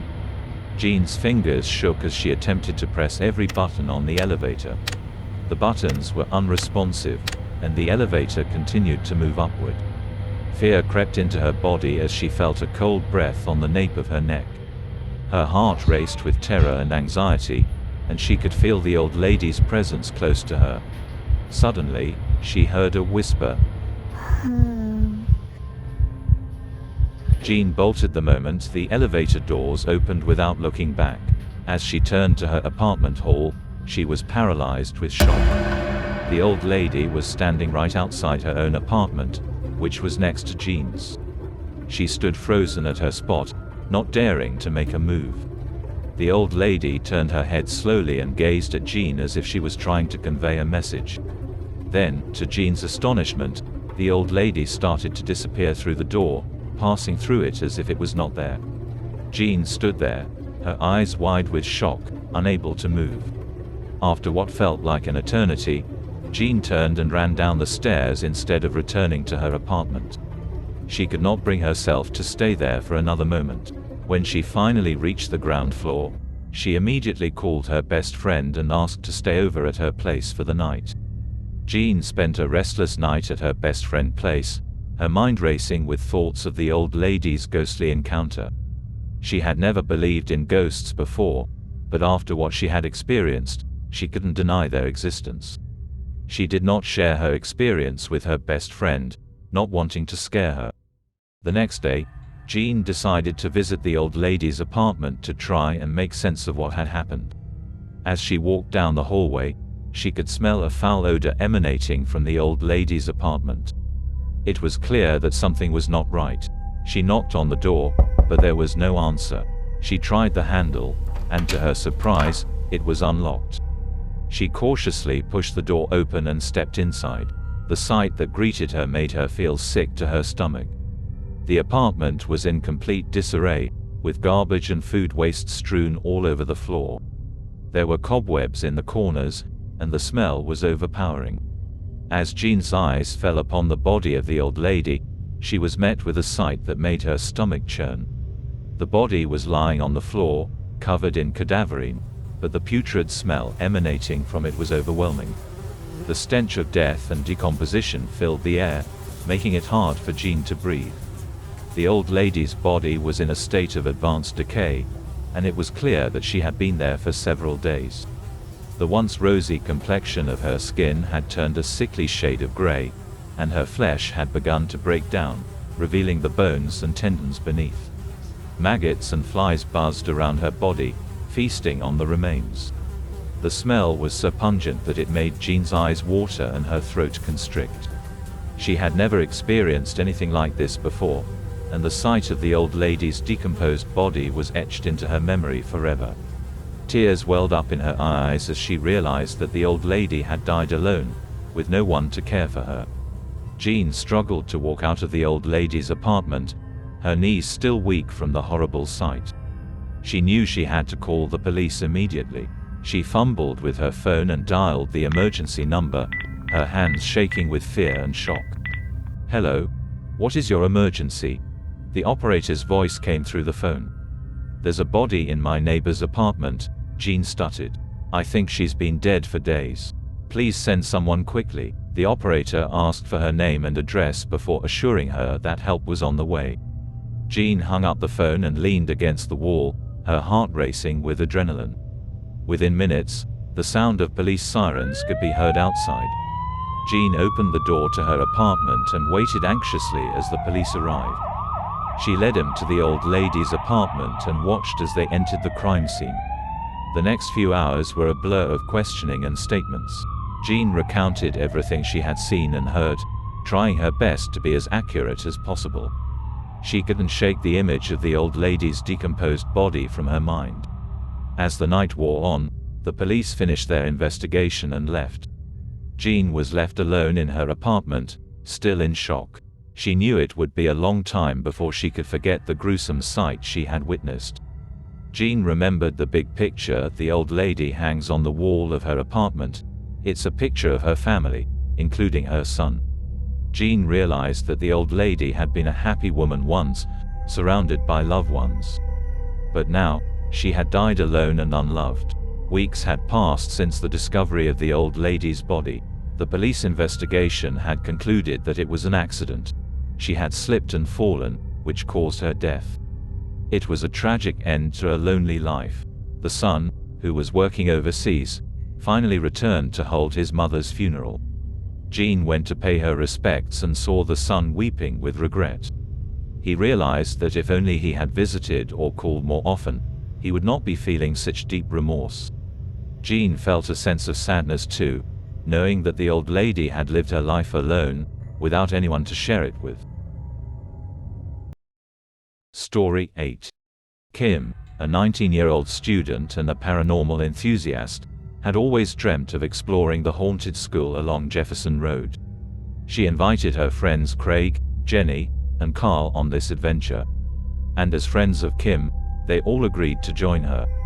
Based on the information they had gathered, there were 2 reported ghost sightings in the school, one on the second-floor corridor and the other in the cafeteria. The group hopped onto Craig's car and headed towards the haunted school. They arrived at the school around 8:30 p.m. Upon reaching the school, they managed to enter it through a hole in the fence. Upon entering the school, the party felt an eerie atmosphere, as if someone was watching them in the total darkness. As planned, they headed to explore the second-floor corridor first. While exiting the stairwell to the second-floor corridor, they felt a sudden gust of wind on their faces. Kim suddenly felt the urge to go to the washroom and entered the little girl's room. As she entered the washroom, she felt that something was out of place but couldn't tell what it was. She went into the nearest cubicle and started doing her business. Halfway through, she heard the washroom door open and footsteps walking in. In her mind, Kim was screaming, "Why are you entering the little girl's room?" Craig and Carl finished their task and went outside, and Kim finished what she was doing and went out of the washroom. She gave a questioning look to Craig and Carl, and they looked stunned when Kim exited the washroom. Both of them pointed at the door at the same time, as if to answer Kim's question. Kim turned around and looked at the washroom door, and she realized why she had felt out of place when she was in the washroom. There were urinals in the washroom. Someone or something had switched the signs on the washroom doors. Who would have played such a trick? Then, all of them heard a giggle. Kim spun around, and there, not more than 10 meters away, stood a pale little girl giggling non-stop. "Hello, I'm Lily. Did you like my little trick?" she said while still giggling. Jenny asked, "Is that a ghost?" and Kim started snapping pictures of Lily. As the camera flashed, it seemed to hurt Lily a little. Lily retorted, "You can take pictures, but no flash, please." Then Lily asked, "Would you be my friend? Would you come play with me sometimes?" "Only if you promise not to hurt us," the 4 replied. Carl suddenly asked, "How did you die?" "Well, I was waiting for Grandpa one day. I got bored and tired of waiting, so I decided to play on the 5th floor corridor. Suddenly I thought of something cool to play, so I climbed up the ledge and started walking. I was doing well at first, but a sudden gust of wind made me lose balance. Next thing I knew, I was floating on the 2nd floor corridor. It would seem I had fallen to my death on the second-floor corridor balcony. I tried to leave this place, but no matter what I try, I can't seem to get out. I have been playing tricks on people who came to the school at night. But as time goes by, fewer and fewer people come at night. I am so bored. Luckily, after so many years, the 4 of you came, Lily said. Jenny reminded the group they still have the cafeteria to explore, so they told Lily where they were going and that they would be back to see her later. Lily said goodbye with a tinge of sadness in her eyes, and the group made their way to the cafeteria. Upon entering the cafeteria, the group noticed an elderly man sitting in a chair, appearing to be in pain. Concerned, Jenny approached him and inquired if he needed help. As the man looked up, Jenny was startled to see 2 bright, ruby-colored objects where his eyes should have been. The man then spoke in a garbled voice, accusing him of taking his granddaughter and keeping her from him for many years. He threatened that they would pay for their actions, and suddenly the furniture in the room began to lift off the ground and whirl around. Jenny backed away, but the old man hurled a chair at her. She instinctively blocked it with her hands, but the force was so great that she heard a crack and was thrown out of the cafeteria in agony. Meanwhile, another piece of furniture struck Carl's leg, breaking it, and he managed to crawl out of the room. Kim and Craig were unharmed and quickly took Jenny and Carl to the hospital for treatment. After some investigation, it revealed that Lily had been a student at the school before the tragic accident. School records showed that the old ghost haunting the cafeteria was actually Lily's grandfather, who had been there to pick her up that day. He went to the cafeteria to buy snacks for Lily, knowing she liked them, but a commotion arose when a student fell from the 5th floor to the 2nd floor balcony and died from serious injuries. Upon learning that the little girl was Lily, Grandpa Alfred collapsed with a heart attack. Kim and her friends also conducted research online and at the library to find a way to help Lily and her grandpa. They discovered a ritual that could allow ghosts to cross over their restricted boundary and that fulfilling a spirit's final wish was necessary to let them cross over to the other side. Kim and her friends started to prepare for the ritual to send Lily and her grandpa to the other side, but they decided to wait until Jenny and Carl had fully recovered before beginning. As Jenny and Carl were recovering from their injuries, Kim and Craig prepared the necessary items for the ritual, including salt, holy water, and the ritual verse.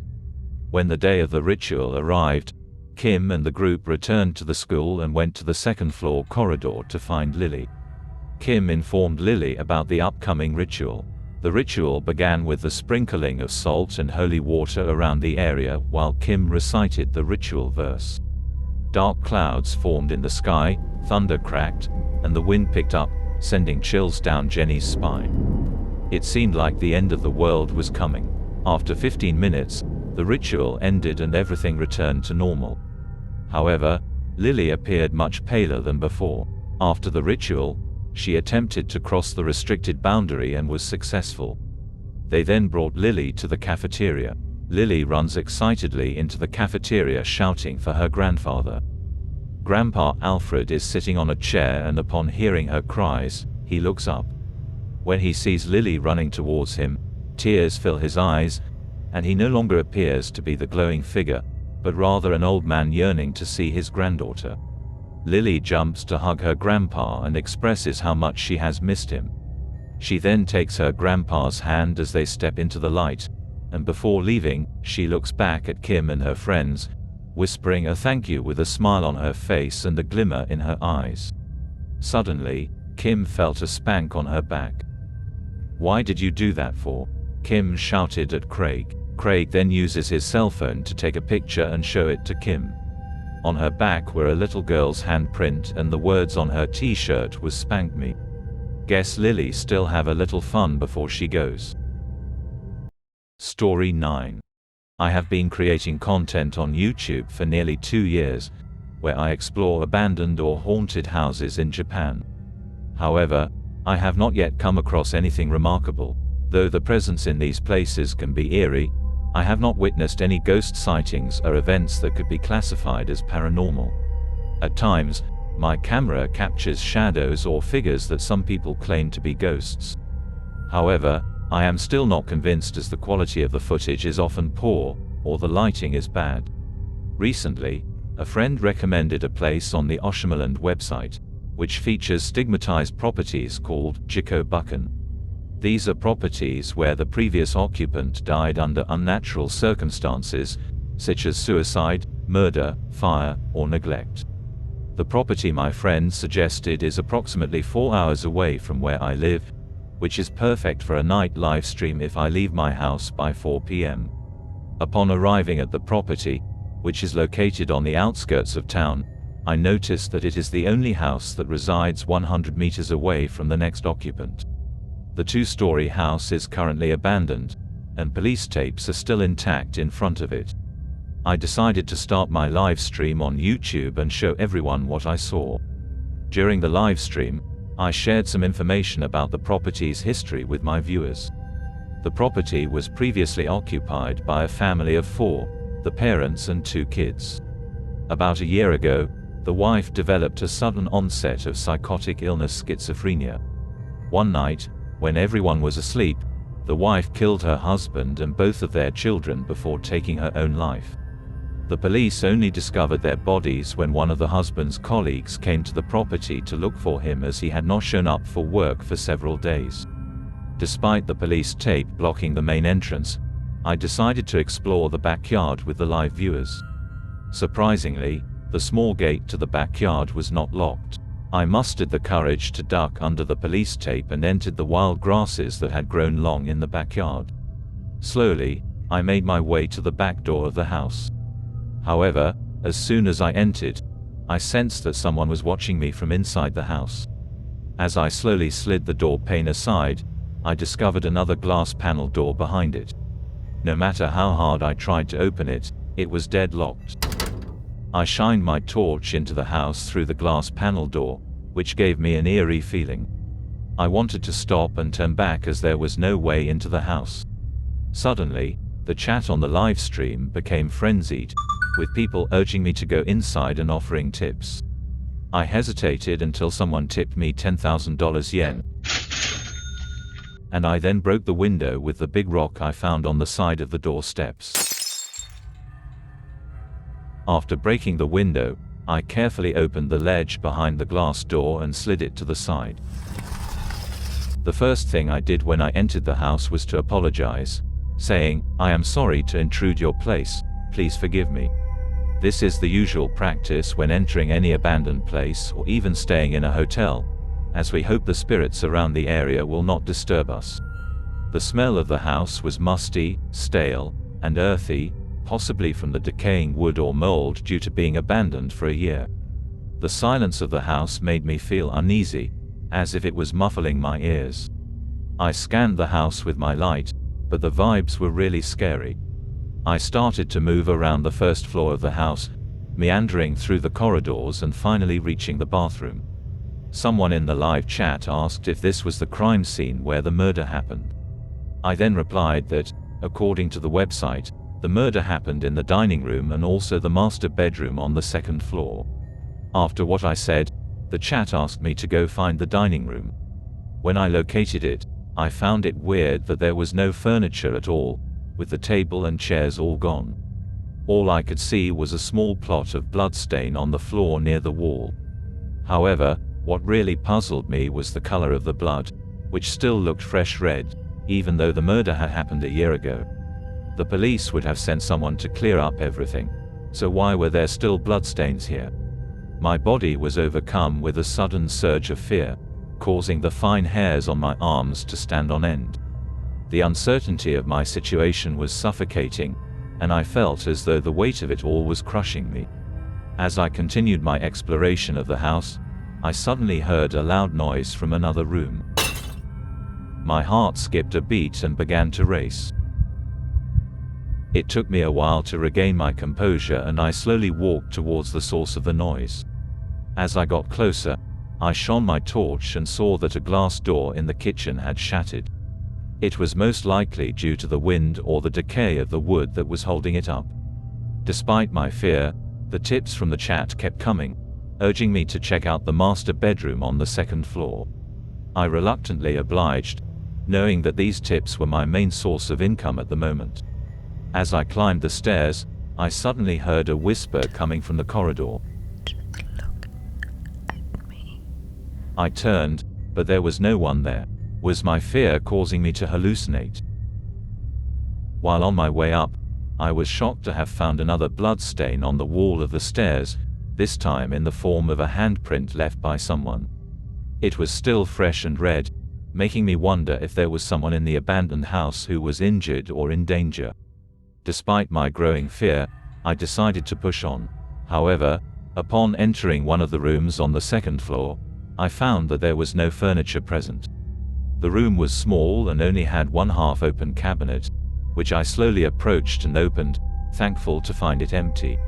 As I made my way to the second room, my eyes immediately fell on a large grey patch on the matted floor. This must be the master bedroom where the murder took place. I knew that a year ago, the wife had killed her husband here, and the bloodstains would have turned grey by now or created a similar stain patch like this. However, when I shone my torch to the other side of the room, I was horrified to see a big pool of fresh blood on the floor, with some of it splattered on the paper partition door. I could clearly see fingerprints on the floor and on the paper partition. My chat viewers urged me to slide the partition to check out what was behind it. As I slowly slid it open, my heart began to race even faster. The paper partition was covered in bloody handprints. I had reached my limit, and my heart was pounding like a jackhammer. Suddenly, I heard a sound. Footsteps were coming from the staircase, and I held my breath, standing to the side of the door where I entered. The footsteps grew louder and louder, climbing up the stairs. My heart was pounding like crazy, and anxiety was consuming me. I slowly peeked at the stairs and saw a long-haired lady with tousled hair emerging from the first-floor stairs, climbing up step by step. In her hand, she held a blood-dripping knife. With all the furniture removed, there was nowhere to hide. I quickly turned off the live stream and the lights, and stayed behind the door, holding my breath, hoping the lady would walk past me. All I could hear was my own heartbeat and the sound of her every step. As she walked past me and into another room, I knew it was my chance to escape. I crept outside the door and tried to make my way down the stairs. With my heart racing and my body trembling, I realized that the woman had somehow noticed me. I slowly turned around, and to my horror, the lady was staring straight at me. Her face was contorted in a grotesque expression of pleasure. I tried to back away, but my legs felt like they were made of lead. I was frozen with fear, my mind unable to comprehend what was happening. As she drew closer, I could see the madness in her eyes and the gleeful satisfaction in her smile. I knew that I had to act quickly, but my body was betraying me. I tried to scream, but my voice was caught in my throat. All of a sudden, she lunged at me and the world went dark. When I opened my eyes, I was already in the hospital. My friend, who had shared the location with me, was beside me. He had become worried when my live stream was cut off halfway, and he made his way to the house to find me unconscious at the bottom of the stairs on the first floor. I had suffered a broken leg and a head concussion and was knocked out for 2 days. When I tried to rewatch my live stream that night, I was horrified to discover that my YouTube channel had been deleted.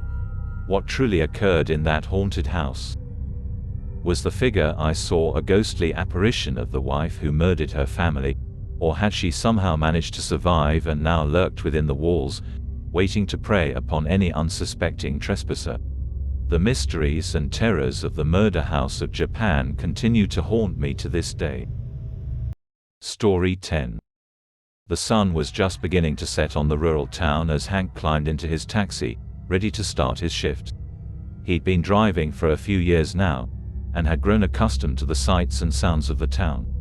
But something was different today. As he drove through the streets, he couldn't help but feel like something was off. Hank's first passenger of the night was a middle-aged woman who needed a ride to the other side of town. As he drove her through the streets, He couldn't shake the feeling that something was watching them. When they reached the crossroad, the woman gasped. "What's wrong?" Hank asked, turning to look at her. "I don't like this place," she said, clutching her purse tightly. "There have been too many accidents here lately." Hank shrugged it off, dismissing the accidents as mere coincidence. But as he drove away from the crossroad, he couldn't help but wonder if there was something more going on. As the night wore on, Hank drove passenger after passenger through the town, each time passing by the crossroad. He couldn't help but notice the unusual number of accidents that seemed to be happening there. It was like every time he passed through, there was another wrecked car or overturned truck. Hank's sense of responsibility towards his passengers grew stronger with each passing moment. Finally, as the clock struck midnight, Hank found himself at the crossroad once again. He slowed down as he approached the intersection, his eyes scanning the area for any signs of danger. That's when he saw it. A figure standing in the middle of the road, illuminated by the headlights of his taxi. At first, he thought it was just a pedestrian, but as he got closer, he realized that it was something else entirely. A ghostly apparition, hovering inches above the ground, its face twisted into a cruel smile. Hank's heart raced as he tried to swerve his taxi to avoid hitting the ghost, but it was too late. The ghost disappeared into thin air, but not before causing Hank's taxi to spin out of control and crash into a nearby tree. Shaken but not injured, Hank got out of his taxi and surveyed the damage. As he walked around to the front of the car, he saw something that made his blood run cold. A handprint, burnt into the metal of his car, as if someone had pressed their hand against it and left an imprint that would never fade. Hank knew then that what he had seen was real, and that the legend of the ghost at the crossroad was not just a story. He spent the next few days researching the history of the town, hoping to find some answers about the ghost and how to stop it. He talked to locals, scoured old newspaper articles, and visited the town library to read old books on local folklore. What he found was chilling. The ghost at the crossroad was said to be the spirit of a young woman who died in a carriage accident over 150 years ago. She was known to be cruel and vengeful, and she loved to cause accidents at the crossroad. Hank couldn't ignore what he had learned. He knew that he had a responsibility to his passengers, to keep them safe from harm. But how could he fight a ghost? He felt alone and isolated, as if no one else in the town believed him or could understand what he was going through. But Hank was determined. He would find a way to stop the ghost, no matter what it took. He would not let any more innocent people suffer because of the vengeful spirit that haunted the crossroad. Hank had never felt so alone in his life. Every time he drove through the crossroad, he could feel the ghost's presence looming over him, watching him, waiting for the perfect moment to strike. The memory of his terrifying encounter with the ghost had left him shaken and on edge, and he couldn't shake the feeling that the ghost was always watching him, following him wherever he went. He tried to warn his passengers about the danger of the crossroad, but they either didn't believe him or thought he was crazy. Some even got angry with him, accusing him of trying to scare them. "There's no such thing as ghosts," they would say dismissively, before turning up the radio or burying their heads in their phones. Hank started to feel isolated and alone in his struggle against the ghost. He didn't know who to turn to for help or support. His friends and family thought he was losing his mind, and even the police dismissed his claims as superstition. He felt like he was trapped in a nightmare, with no way out. Desperate for help, Hank sought out the local historian who had told him about the legend of the ghost. He found her in the library, surrounded by dusty books and old manuscripts. He was a small, frail-looking man with wispy gray hair and piercing blue eyes. Hank felt a sense of relief wash over him as soon as he saw him. "Please," he pleaded with him, "you have to help me. I've seen the ghost, and it's real. It's causing accidents and hurting people. I don't know what to do." The historian listened patiently as Hank poured out his heart to her. He nodded sympathetically, but he could tell that he was skeptical. "I've heard stories like this before," he said, "and they usually turn out to be nothing more than superstition and hysteria. But I'll do what I can to help."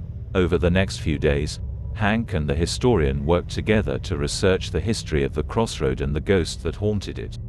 They pored over old documents and maps, searching for any clues that could help them understand the ghost's motivations and weaknesses. As they delved deeper into the mystery, Hank began to feel a glimmer of hope. Maybe there was a way to stop the ghost after all. He started to feel less alone and more empowered, knowing that he had the historian on his side. But the ghost wasn't going to make it easy for them. Hank started to receive strange phone calls in the middle of the night, warning him to stay away from the crossroad or face the consequences. He found his taxi vandalized and his tires slashed. He even thought he saw the ghost lurking outside his apartment building, watching him through the darkness. Despite the warnings and the danger, Hank refused to give up.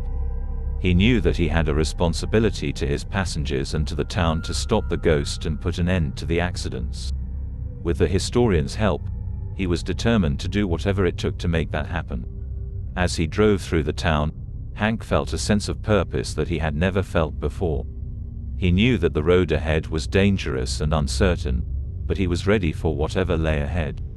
The ghost may have been powerful and cruel, but Hank had something that the ghost didn't: the will to fight, and the determination to win.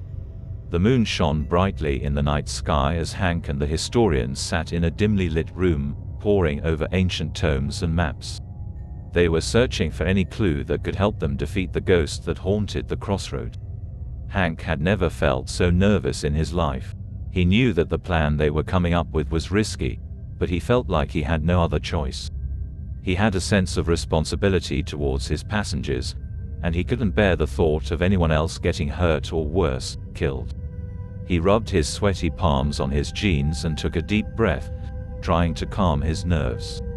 The historian leaned forward, his eyes fixed on a dusty map that was spread out on the table.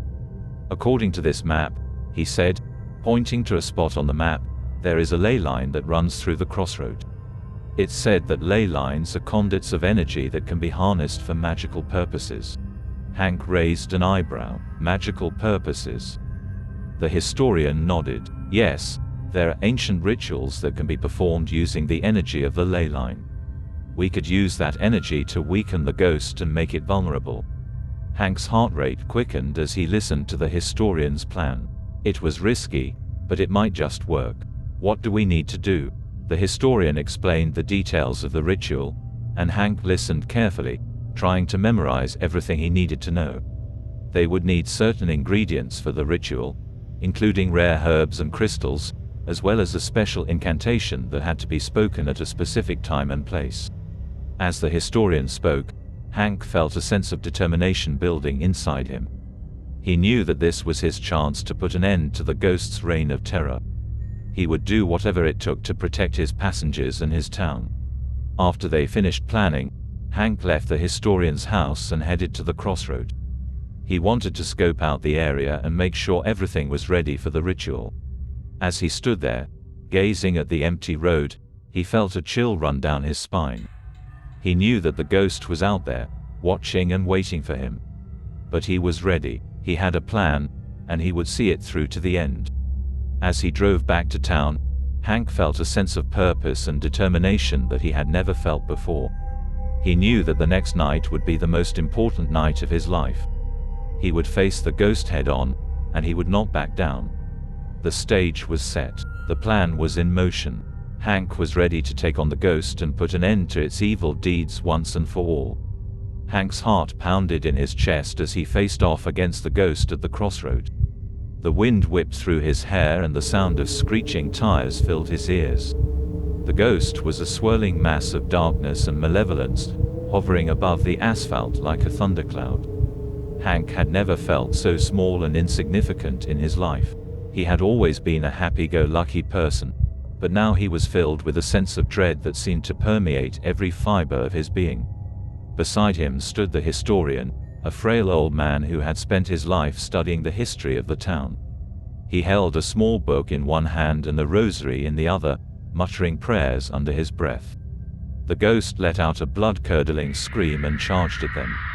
Hank felt a surge of adrenaline and lunged forward, brandishing the wooden stake he had soaked in holy water earlier.